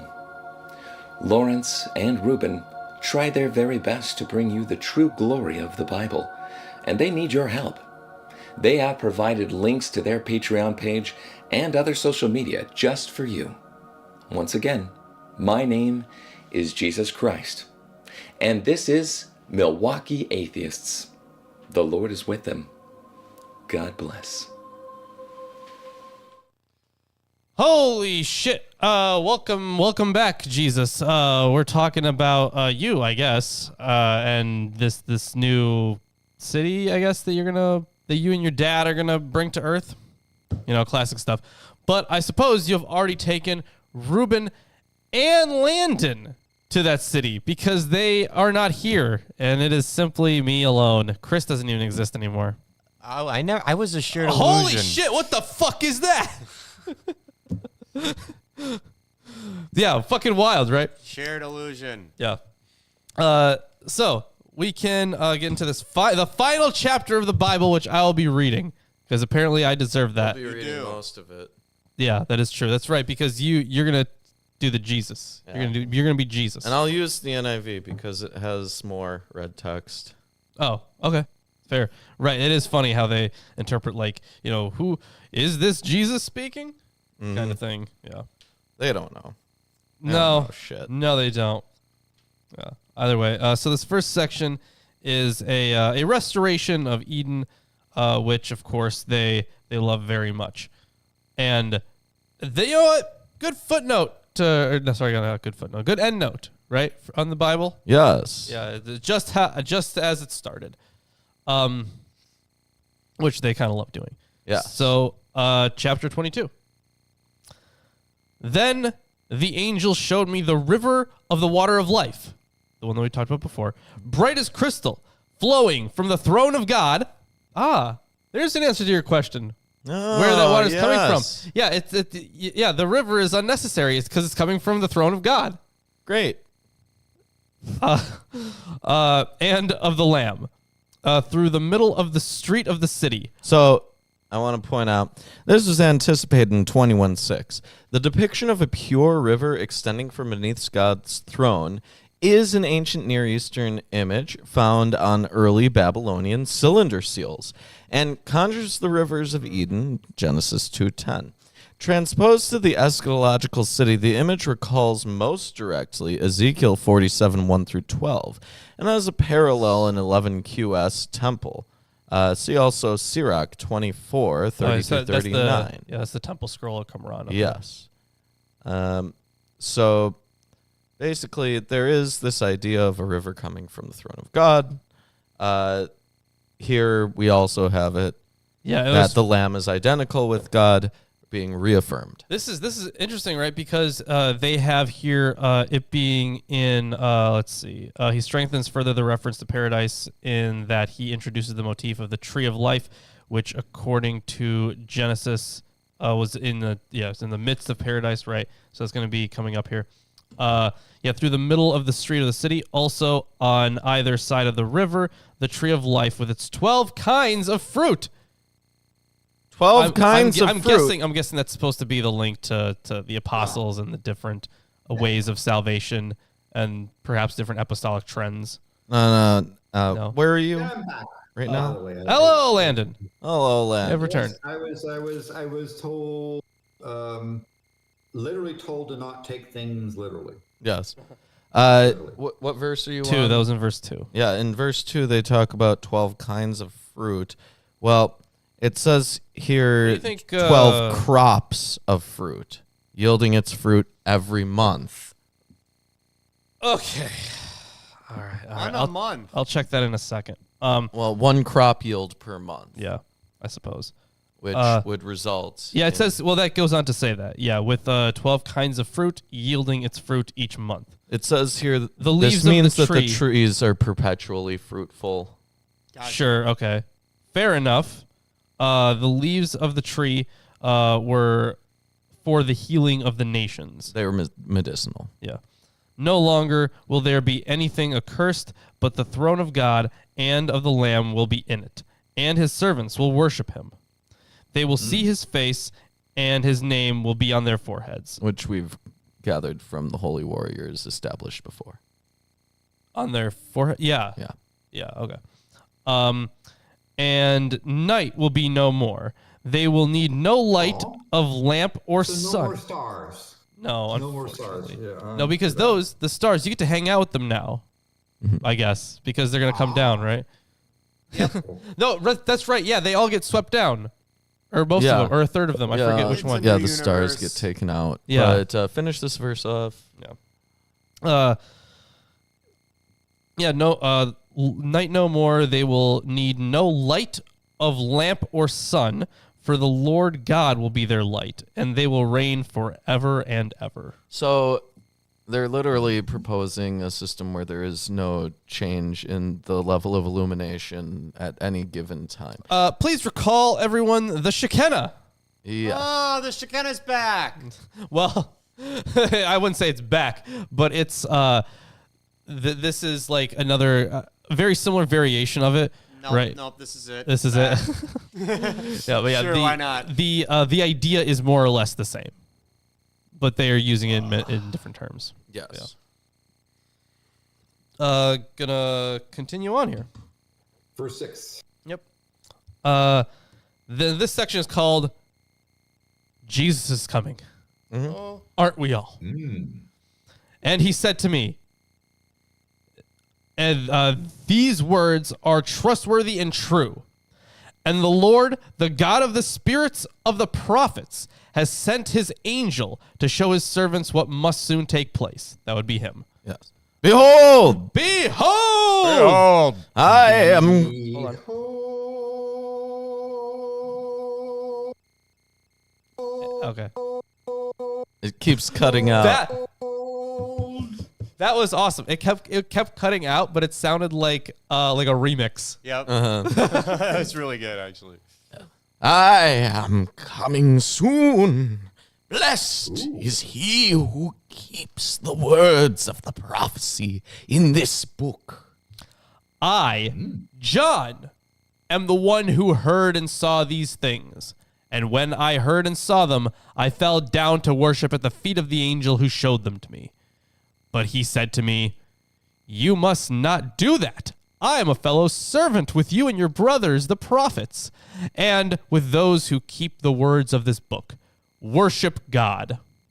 Right. So here now we have the angels being placed on an equal level with the humans, or at least with the holiest of humans. That's what. But presumably Sure, everyone around at that time would be the holiest of humans. So they're all equal members of the body. Right? No, this is afterwards, right? So No, this is afterwards. Remember, after this vision Yes. of everything to come, Yes. Jesus comes down, and he's like, Right. I'm coming soon, whatever, right? But then John's like, I heard and saw all these things and worshiped this angel. And then the angel, after this vision, is all like, whoa, hold up there, buddy. Like, Right. I'm one of you. Right. He's establishing himself as equal, which is a problem because in several forms of apocryphal and pseudepigraphal literature, What's that whole Satan thing? yeah, That whole Lucifer thing? we've had, in fact, in Islam, that's Iblis, right? They believe Literally we are as a angels. result of Satan not bowing before Adam. That's why there's a devil, right? Yeah. So here we have angels and humans being on the same relative level. So that would be problematic for anyone who held the view that Like there was this definitive separation between the two. The thing is, it's not even a huge problem for Islam, right? Because in Islam, they believe that we are angels, but that like when we as angels are born, or when we're born as angels, we are given a choice as to whether we stay angels or do we try to experience life, and like with free will and whatnot, and try to attain some amount of like happiness and all that stuff. But you also where does Xenu fit into all that? Because I'm told that Xenu's on that. Well, you see, like 100 trillion billion trillion years ago. Oh yeah. Xenu took his Australian alien spirits and dropped them in a volcano. Well, he froze them first. Yeah, he froze them first. So it's Otherwise, just you'd their have no spirits need. that were left, not like the aliens themselves. Don't forget. So now you can get the Except bad that- juju from them. Except that Mauna Loa is only about 1 million plus years old, so. no. It See, was an older volcano, Landon. listen. Scientologists know that you're wrong, Landon. Yeah, it was on the continent of Mu. It was on Mu. Like you don't have the several $100 million it would take to purchase the proof that Right, you're wrong. yeah, of course. But we can actually test how close to right you could be. Your thetans, maybe. Oh yeah, we haven't done that. We could yeah. Oh fuck, We do gotta have do the that. feet We meter. still gotta that'll do be that. that'll be a thing that we definitely do during the break, though. Yes. 100%. Yes. If we don't do it by then, right. yeah. Okay. I'm gonna continue on. Yes. Verse 10. And he said to me, "Do not seal up the words of the prophecy of this book, for the time is near. Let the evildoer still do evil, and the filthy still be filthy, and the righteous still do right, and the holy still be holy." So things are going to continue as they have been until all this comes to pass, right? Right. But he's saying, And like, don't keep this a secret, though. Then we have Jesus section. Behold! Behold!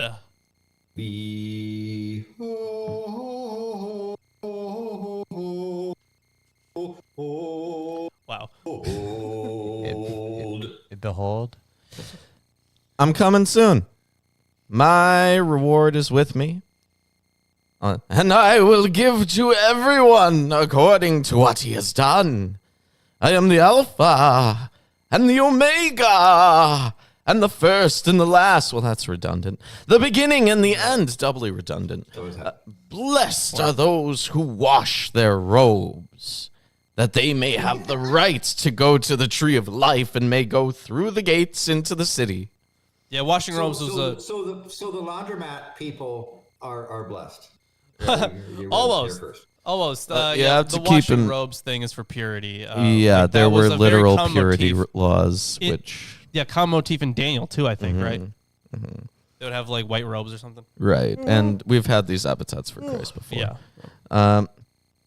Outside, he's talking about outside the gates of the city, are the dogs, those who practice magic arts, and the sexually immoral, the murderers, the idolaters, and everyone who loves and practices falsehood. Didn't you just talk about this verse in the Discord? No, was it a I was similar talking one? about Corinthians. Oh, it was in Corinthians. Okay. But I don't understand because the gates never close. What keeps those people from coming inside and saying, "Ooh, gold, gems"? Oh, new laws of physics. I don't know. And the time I'm gonna keep saying that because I don't know how to explain any of this either. Well, by the time that this heavenly Jerusalem shows up, all the other people are dead, even Yeah. the dogs. Yeah, the dogs okay. should be Right, dead. yeah. they'd be Triple gone. dog dead. Remember, they have nothing to worry Triple about. dog dead. Yeah. I, Jesus, have sent my angel to give you this testimony for the churches. I am the root and the offspring of David and the bright morning star. So Jesus is Venus. Yeah, sure. Essentially, But yeah, it's associated because... with- He's your fire, your desire. Oh, my God, Ruben. Good callback. But yeah, we've had this before, right, where he's calling himself the Morning Star, or he's called the Morning Star, which goes back to the epithets that were used for kings, Yes. Also, I want to point out the robes thing. 2 versions are attested in the earliest manuscripts. One blessing those who wash their robes, Greek plonontes tastolas, and another blessing those who do the commandments, pontes tas entolas. Both employ vocabulary used elsewhere in Revelation, and it's unclear which might be the original. For which verse are we looking at? For verse 15, when not 15, 14, when they talk about the washing of the robes. Yes, I actually have a big note on this. Yes. So instead of plunontes tas, oh wait, hold on. Okay, instead of plunontes tas stolas auton, the textus that would be washing their robes. The textus receptus, in agreement with most minuscules and some versional witnesses, reads the somewhat similar sounding words poiontes tas entolas auto, doing the commandments of him. Yes, so much so that in the KJV, it says in verse 14, blessed are they that do his commandments. Yep, there we go. So considering the context here, so the commandment stuff, I guess, hasn't been a huge deal in this book so far, but the purity is. To wash one's robe is metaphorical language for moral and spiritual cleansing or reformation. Interpreters usually, the latter reading appears to be a scribal emendation or correction, for elsewhere the author uses the expression terrain tas entolas. So, yeah, the probable reading is washing their robes. In fact, they're so confident that they gave it an A rating. So the KJV is wrong. Once again, the KJV is wrong. Mm-hmm. Can you say you're shocked? I'm so shocked. Thank you. Thank you for saying that. Also, I'm opening up Numbers here. And the reason that I'm opening up Numbers is because in Numbers, chapter 24, verse 17. Numbers 24:17. I see him, but not now. I behold him, but not near. A star will come out of Jacob. A scepter will rise out of Israel. Right. He will crush the foreheads of Moab, Right. the skulls of all the sons of Sheth. Right, just meaning like a king. Yeah. Yeah. So this was later interpreted as a messianic figure Sure. by some. Sure. And so he refers to himself as the star, possibly in reference to Isaiah here. Sure, but the however, thing is they use the this more star obvious imagery. reference to the morning star Right, yeah. is also in Isaiah. Yeah. And definitely does not have a good connotation. Right, yeah. But the thing is, while in Isaiah it doesn't. It's a mocking thing. So it's saying like, oh, look at you talking about yourself. Oh, you're so good. I'm the morning star. Right. Right. So here, when Jesus is saying that he's the morning star, he could be like turning that on its head, right? He could be like, well, that person was full of themselves saying, oh, look, I'm the morning star. Right, but I'm actually I am the morning morning star. Yeah. Right. That could be it. Of course, it also means Lucifer, right? Yeah. Right, well, yeah. So we talked about this before, right? We talked. Yeah, we did. We did Which talk would about only that. be a problem for Latin speakers and Catholics. Right, yes. It would not be an issue. References to morning stars, implying that one of the stars back when before Lucifer got naughty or went astray. Yeah, it wouldn't have been the biggest issue for those guys. Mm-hmm. Well, why don't you continue, Lawrence? All right. I only have one more line in verse 20. Right. And yes. Also, Jason also points out that verse where we had it before in 2 Peter. Yeah. The Spirit and the bride say, "Come," and let the one who hears say, "Come." And let the one who is thirsty come. Let the one who desires take the one who desires, take the water of life without price. So come, drink this water. Yeah. Yes. And also, mine says water of life without cost. So, Freely in the KJV. also, let's be completely fair here. And let the one who is thirsty come. Let him do that. Yeah, let him do that. Well, that might be my second favorite Bible verse. Yeah, it's towards the end. You'll remember. Yeah. Good one, really good I one. don't know. And the Spirit and the bride say, come, is That a too. pretty good one. Yeah. And the one that heareth saying, come. Yeah. Everyone's saying, come. Being the bride, and And then they drink this mysterious liquid. Yeah. All right. What a great way to end Verse your... 8. Love it. Okay, keep going. Verse 18. I warn everyone who hears the words of the prophecy of this book. If anyone adds to them, God will add to him the plagues described in this book. And if anyone takes away from the words of the book of this prophecy, God will take away his share in the tree of life and in the holy city which he described in this book. So people that had added like the Johannan comma, they got plagues. Is that what you're saying? Well, the thing is, this section is just talking about Revelation. Yeah. But the guy, the KJV guys, who were working off of the poor manuscript, of course, being, what was the reading? Doing his commandments. Those guys are going to hell. Something much more entertaining here, Lawrence. John, or a later editor, specifies that keeping the words of the prophecy should mean not changing a word. Right. That is also very much possible because in the ancient world it was very common. So to do you that. must... In fact, they knew that. That's where all these manuscripts came from. That's where Second Thessalonians is all like, I know there's a work that is they're pretending to be me, right? You must keep in mind the image of an ancient editor editing in a section that talks about how awful editing things is. They did that in they did that a couple times, actually. Yeah, the Second Thessalonians one is the one I can think of. But even then, it's only like kind of similar to this. All right, let's go. Last couple verses here.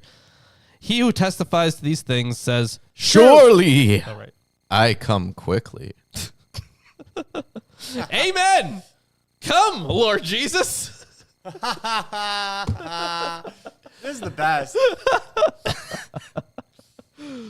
That's really good. I I know. can believe this is the last episode, Jason. I can. We were very immature at the beginning. We should be at the end. What's up? And so finally in verse 21. Yes, finish Yep. it. The grace of the Lord Jesus be with all. Amen. Be with God's people. Amen. Does yours say God's people? This one and this one. Amen. And this one says all the saints. All the saints. Okay. That's an interpretation. Okay, let's see. That's verse 21. Let's find out. I don't need a bookmark for you anymore. All right. Verse 21. Let's see. Oh, that's amazing. That's amazing. Look at what's happening. Oh. He's just closing all the books. He's happy. Give me that one. I'm still. Oh, okay. They're all done. They're done? We don't need them anymore. Well, okay, fair enough. We might want them for Apocrypha for a while. Right, okay. No. Well, we have. Oh, there's actually quite a bit here. The amount of textual issues on this verse is actually kind of wild. What are you doing? Okay. Getting all the Bibles together. Oh, okay. So it looks like we're closing shop. We're not. We're still going to be here. We're still around. Just on this last one, there's a whole bunch. But on the one that we were talking about, so with all is the probable reading. But you're right. There are a whole bunch of other readings. There is with all of you, with all of us, with the saints, with God's people. That's the same translation actually. With your saints, with all the saints, and with all his saints. Those are all possibilities for this verse. Incredible. Yeah, right. What does the Greek say this verse is? Well, the thing is, they are going with just the phrase "with all," and the reason I think that So I'm gonna read over this. So in favor of the reading 4, so with the saints, is the fact that elsewhere in the book of Revelation, hagios is used 12 times to designate the Christian believers. Reading 2, with all of you, adopted by the Textus Receptus, is supported by only one Greek manuscript and shows the influence of 2 Corinthians 13:13 and 2 Thessalonians 2:38. Reading 6, with all the saints, which has the most extensive manuscript support, appears to be a combination of 1 and 4. So with all and with the saints. So with all the saints. Readings 3, 5, and 7 are supported by quite insignificant evidence on the basis of the weight of Codex Alexandrinus from the 4th century, which is joined by manuscripts of the Latin Vulgate and by Tychonius from 380 CE and Betus, which is 786 CE. The shortest reading seems most likely original. Yes, because the reading with all can actually explain probably most of these. Like you can explain going from with all to with all of you, with all of us, with the saints, with all his saints. You can explain all those readings starting with all, starting with meta panton. That is probably the best way to do that. So I think. So from the beginning to the end, the Bible remains unclear in even how the original authors wrote the most basic things. You know. So in my text here, they talk about the biblical background, and they say revelation of all the New Testament writings, the Revelation is the most difficult to interpret. They say there's been a divergence of opinion among scholars as to the exact meaning of the major parts of the striking portion of this book. Nevertheless, the basic purpose remains clear, according to them, to reveal Jesus Christ as Lord, triumphant over evil. Indeed, the first words of the first chapter read the revelation of Jesus Christ. And said, written by aged disciple John while prisoner on the island of Patmos around 95 AD, Revelation has been a source of comfort and inspiration to Christians of every generation. Allegedly. All right. Well, we're gonna. This is some of the books. Grab the Oxford Companion of the Bible. We're gonna look up Revelation. Yeah, just is there anything in there? Just look to see. It might have a little interesting footnote to the very end. So what do you think of this Revelation? What do you think of the book? Revelation, I give it 10 out of 10. Revelation's a pretty good book. I think it's really good. Yeah, it's pretty good. It's not the best. It's not as good as Samuel, but it probably is the best of the apocalyptic literature. It's the most well researched. It would make sense because it's literally the culmination of the other apocalyptic literature. That not just apocalyptic. It's culmination of prophetic, apocalyptic, of every kind of literature in the Bible. It's a culmination of all of it. And it's wild. It is a bewildering kaleidoscope of scenes acacia is a hell of a drug. punctuated by voices and bursts of heavenly hymnody. Wow, that was horrible. I hated all of that. Thanks, Oxford. Thanks, Oxford. Yeah. That's why we don't use it. See, here's the thing. I really am not seeing drug trip. I am thinking this is on the basis of, like, obviously the author is very well read in Jewish literature. And since we talked about before, and you can read multiple, like so many books on this have been written about how this is a polemic against Rome. And it kind of takes the Jewish eschaton into account for, like, while attacking Rome. Like, here's like the end times, right? For us in light of Roman persecutions.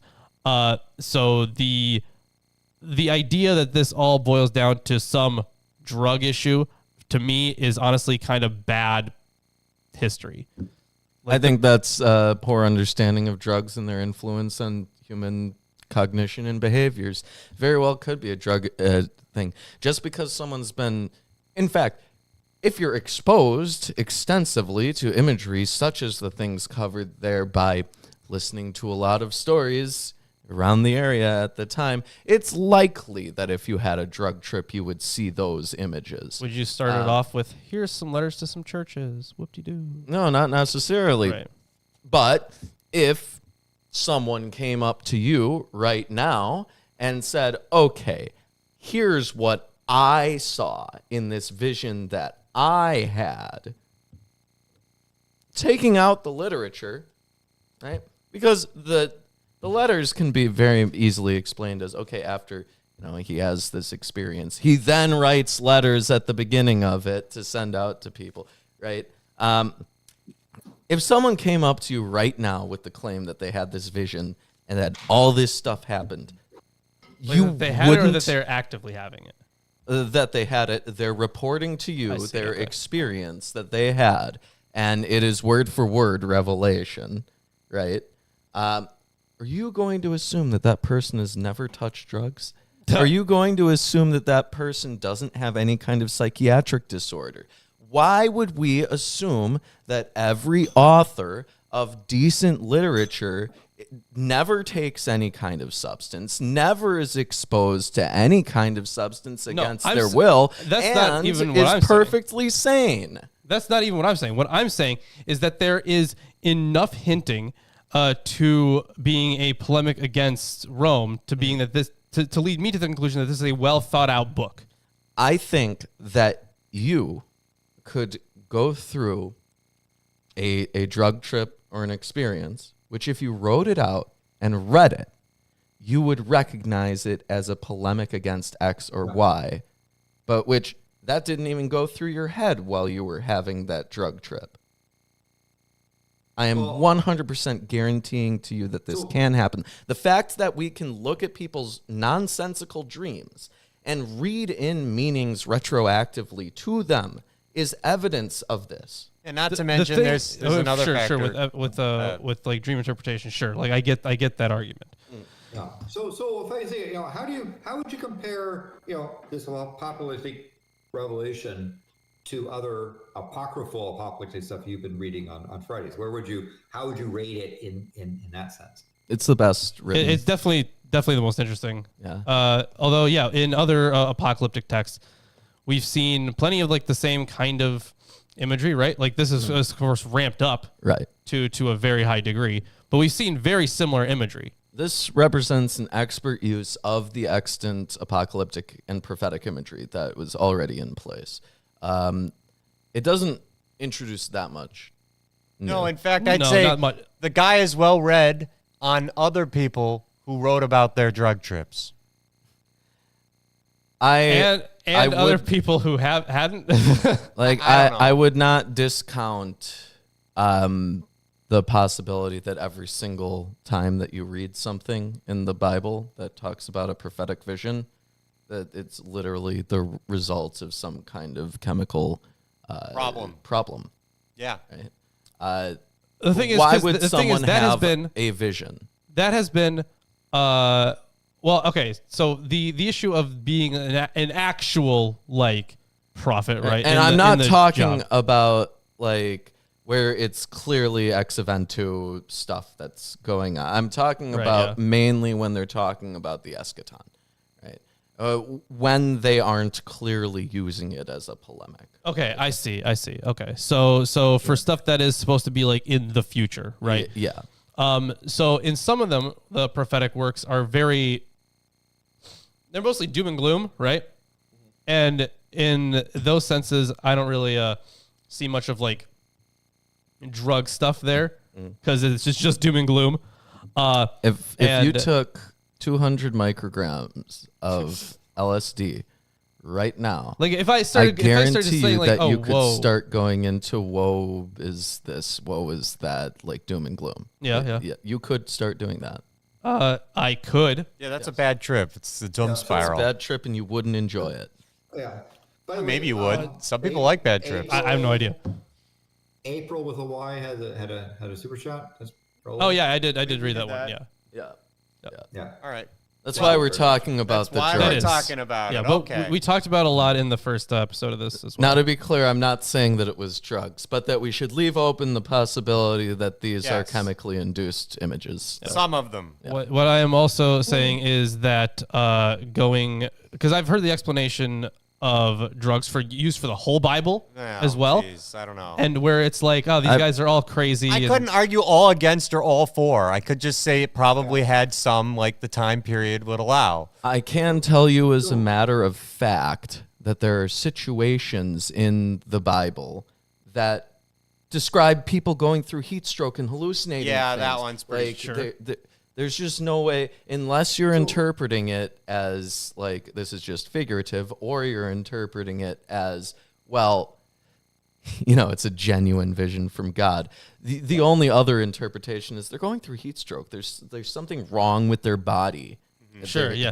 So, because the thing is, like, people in the ancient world who were hired to be prophets, which was like a thing, right? Oftentimes are epileptic. Yeah. Or there is the case in like Delphi, right, where you have the fumes, right? Like the thing is, they had a very controlled method of having those visions, right? Yeah. It's still drugs, though. It's still a chemically sometimes created. it's drugs. Other times it's them having some Problem. mental issue. Yeah. Whether it is endogenous or exogenous, it is a chemical process Sure, yeah. that leads to the perception of certain things. Yes. So moving beyond the whole drug thing, back and talking about the book, one of the things that this revelation is used a lot by churches and other religious groups to scare people into obedience and scare people into their cult, right? And there's a whole big debate about premillennialists and postmillennialists in certain circles and so forth. Lots of a disagreement on the interpretation of this book, but it is used as a scare you. Don't be naughty because look what happens. What's going to happen? And moreover, it also gets used political circles for your people that want the end times to come and want because they think I'm one of the good people that gets to go into the city of transparent gold, and all those evil people, them, get punished. So let me help create the end time stuff. Some people get actually that sick. It's certainly a book that's been abused for political reasons and religious reasons. Sure, yeah. And you have to consider how many Christians out there right now are just foaming at the mouth, ready for all the things that happen in Revelation literally to occur and everyone else to die. Yeah, on that, so I'm gonna, oh my God, I have there's someone on my Facebook, I'm not gonna share a name or anything, but I might share some posts with, blocking out her name. You wiped out half the population. Well, the thing is, she has been going on and on about how Revelation is happening in front of us right now. And how oh my God, it's crazy how Revelation is literally happening currently. My father says the same thing, yeah, but when he does it, he's talking about Russia, Turkey, and China potentially joining forces, and it's it's not in Revelation.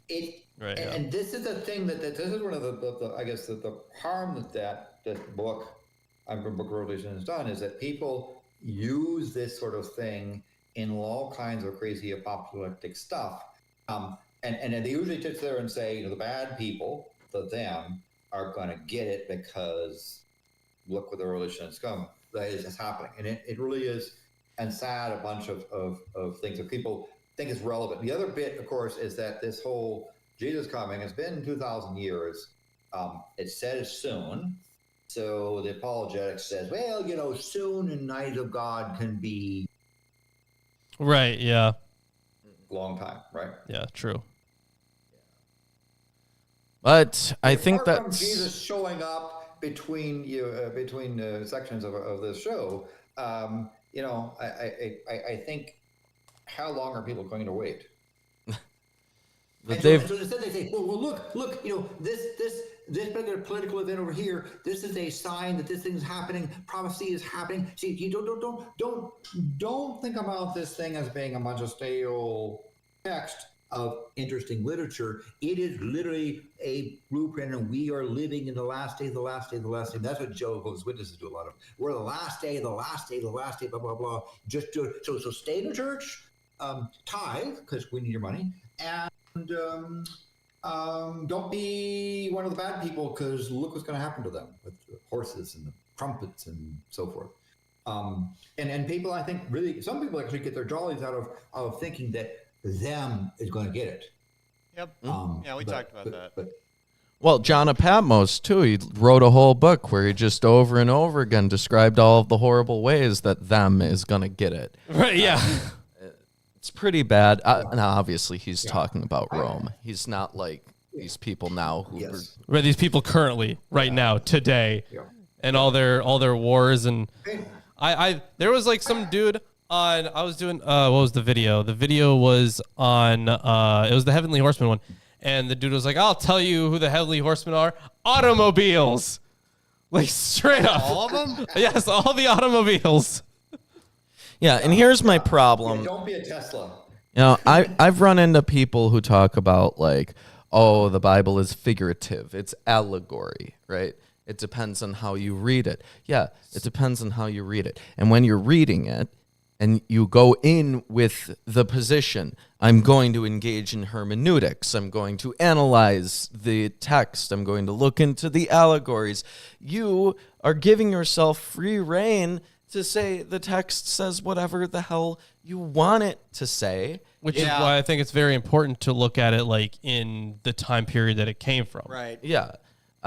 It's hard, but we tried. Yeah. Yeah.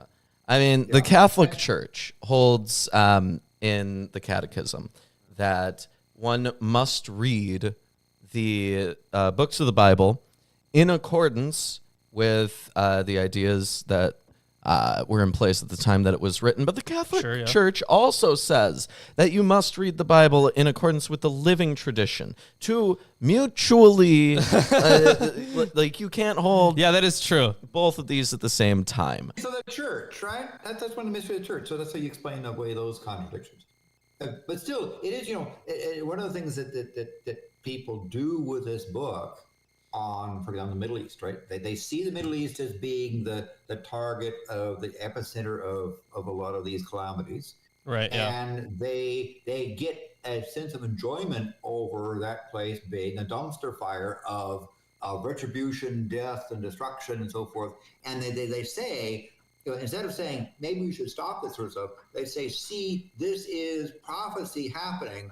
This book must be true because, look, we're leading towards trumpets and horsemen and seals and all that sort of stuff. Yeah, and once again, they enjoy, and to think that they actually enjoy some of the death and destruction that's been there, and they secretly sort of take pleasure in it, which is really sadistic. Yeah, because they need it for their eschaton to happen. Yeah, like without that, they're kind of shit out of luck when it comes to the whole.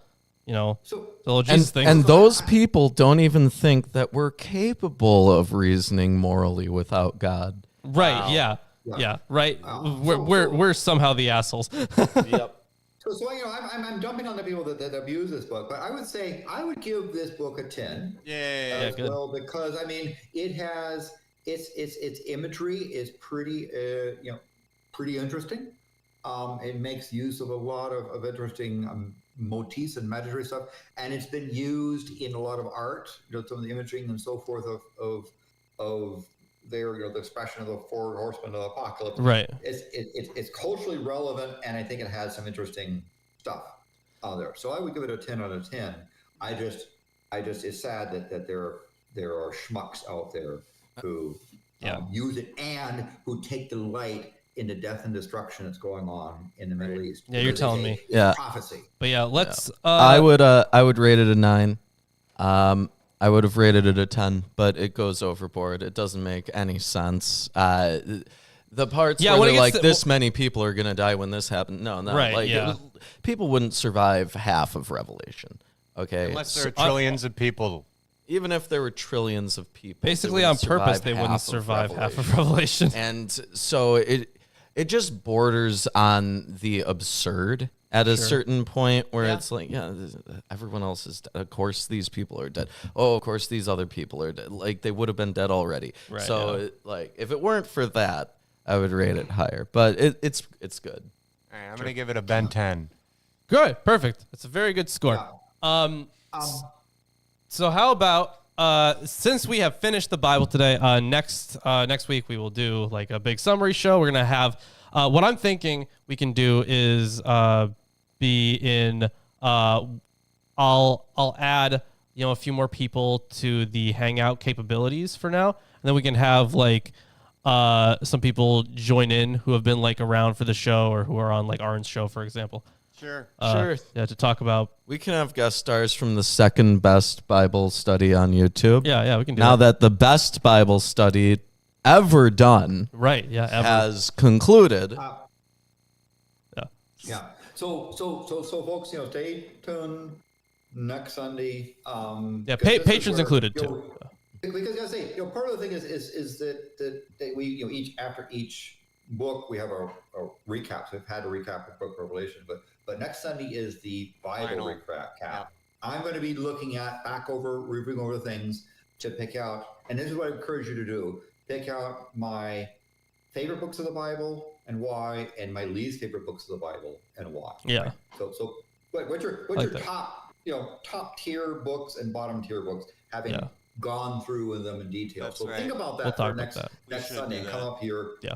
These are the best books, and these are the All right. books. Yeah, that's a good idea. And we'll have a long chat about why the Gospel of John is the worst book in the Bible next week when we do that. Here's a product. Please bring it on in there, and we're going to have a good chat, because I think in the context is well. But I hope people have enjoyed that stuff there. Yeah, I hope you guys all enjoyed the show, and this has been a lot of fun to do. Check out the Patreon, the Amazon wish list, the Facebook, Twitter, Discord, Teespring. You can check out all the different levels on the page. We've talked to you all extremely long time. I can't even talk. Yeah, right. It's been a long time getting from there to here. It's been a long road. Yeah. Fine is timely here. I can't even talk either. I got faith with a heart. Join the Discord. Yeah, join us. What's also crazy to me is also I see. Click the like button. Click the like button. Click it. Yeah, obviously, click like. All viewer engagement helps. And hey, if you get to the end of this stream, in the chat, in the comment section below, once this is a full video, definitely tell us your favorite book of the Bible. Yep. Yes. Yeah. Tell us your favorite book of the Bible, and tell us your least favorite book, and your most favorite. And if you have a hard time picking, have a couple. And the most middling, and the second most middling, and the third most middling. Do we not have it? If you can't make a decision, here are my favorites, and here are the books that, right. Wait, do we not have not now Chonkomatic in the comment section once this is a full video? Yeah.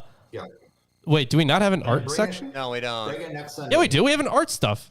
Yeah, we have an art stuff section. Yeah, April, we have art stuff. Yeah, it's in there. Yeah, here, I'll tag you. Mostly talk about art there. Either way. Yeah. Anyways, that's all the showing that we had. Landon, anything you want to bring up before we get going? I mean, there's a mini Unnamed Tavern coming up on the 11th. And then there is on December 1st, there's a volcano show. I mean, Paley has been doing some interesting stuff, not erupting, but show up on December 1st on Chesh's channel, Debate Hub, 1 p.m. Pacific on December 1st. That is a thing. And keep, and of course, you should be planning for the total solar eclipse in April. We just had a nice annular eclipse, and almost 6 months from now, we'll have a really nice solar eclipse. Goes through Mexico, goes through a bunch of the United States. So get planning for that. You should have planned already, but because the moon and sun are coming and doing the little dance. So that's coming up as well. That's in Excellent. April. That perfect. That's the show for today. And if you're a patron, or actually, if you're not, if you're just in the Discord, we're gonna have an open hangout after the show. So Landon will meet you in there. So We'll just be in the general chat. just in the general chat. So Yeah, the go general ahead voice and chat. Go to Discord, Join us. All Yep. of you, join us. and we will see you on Friday. But also the Sunday after that, one last time. But But Friday for sure. Not thereafter. For now. After the Sunday. See you Bye. guys.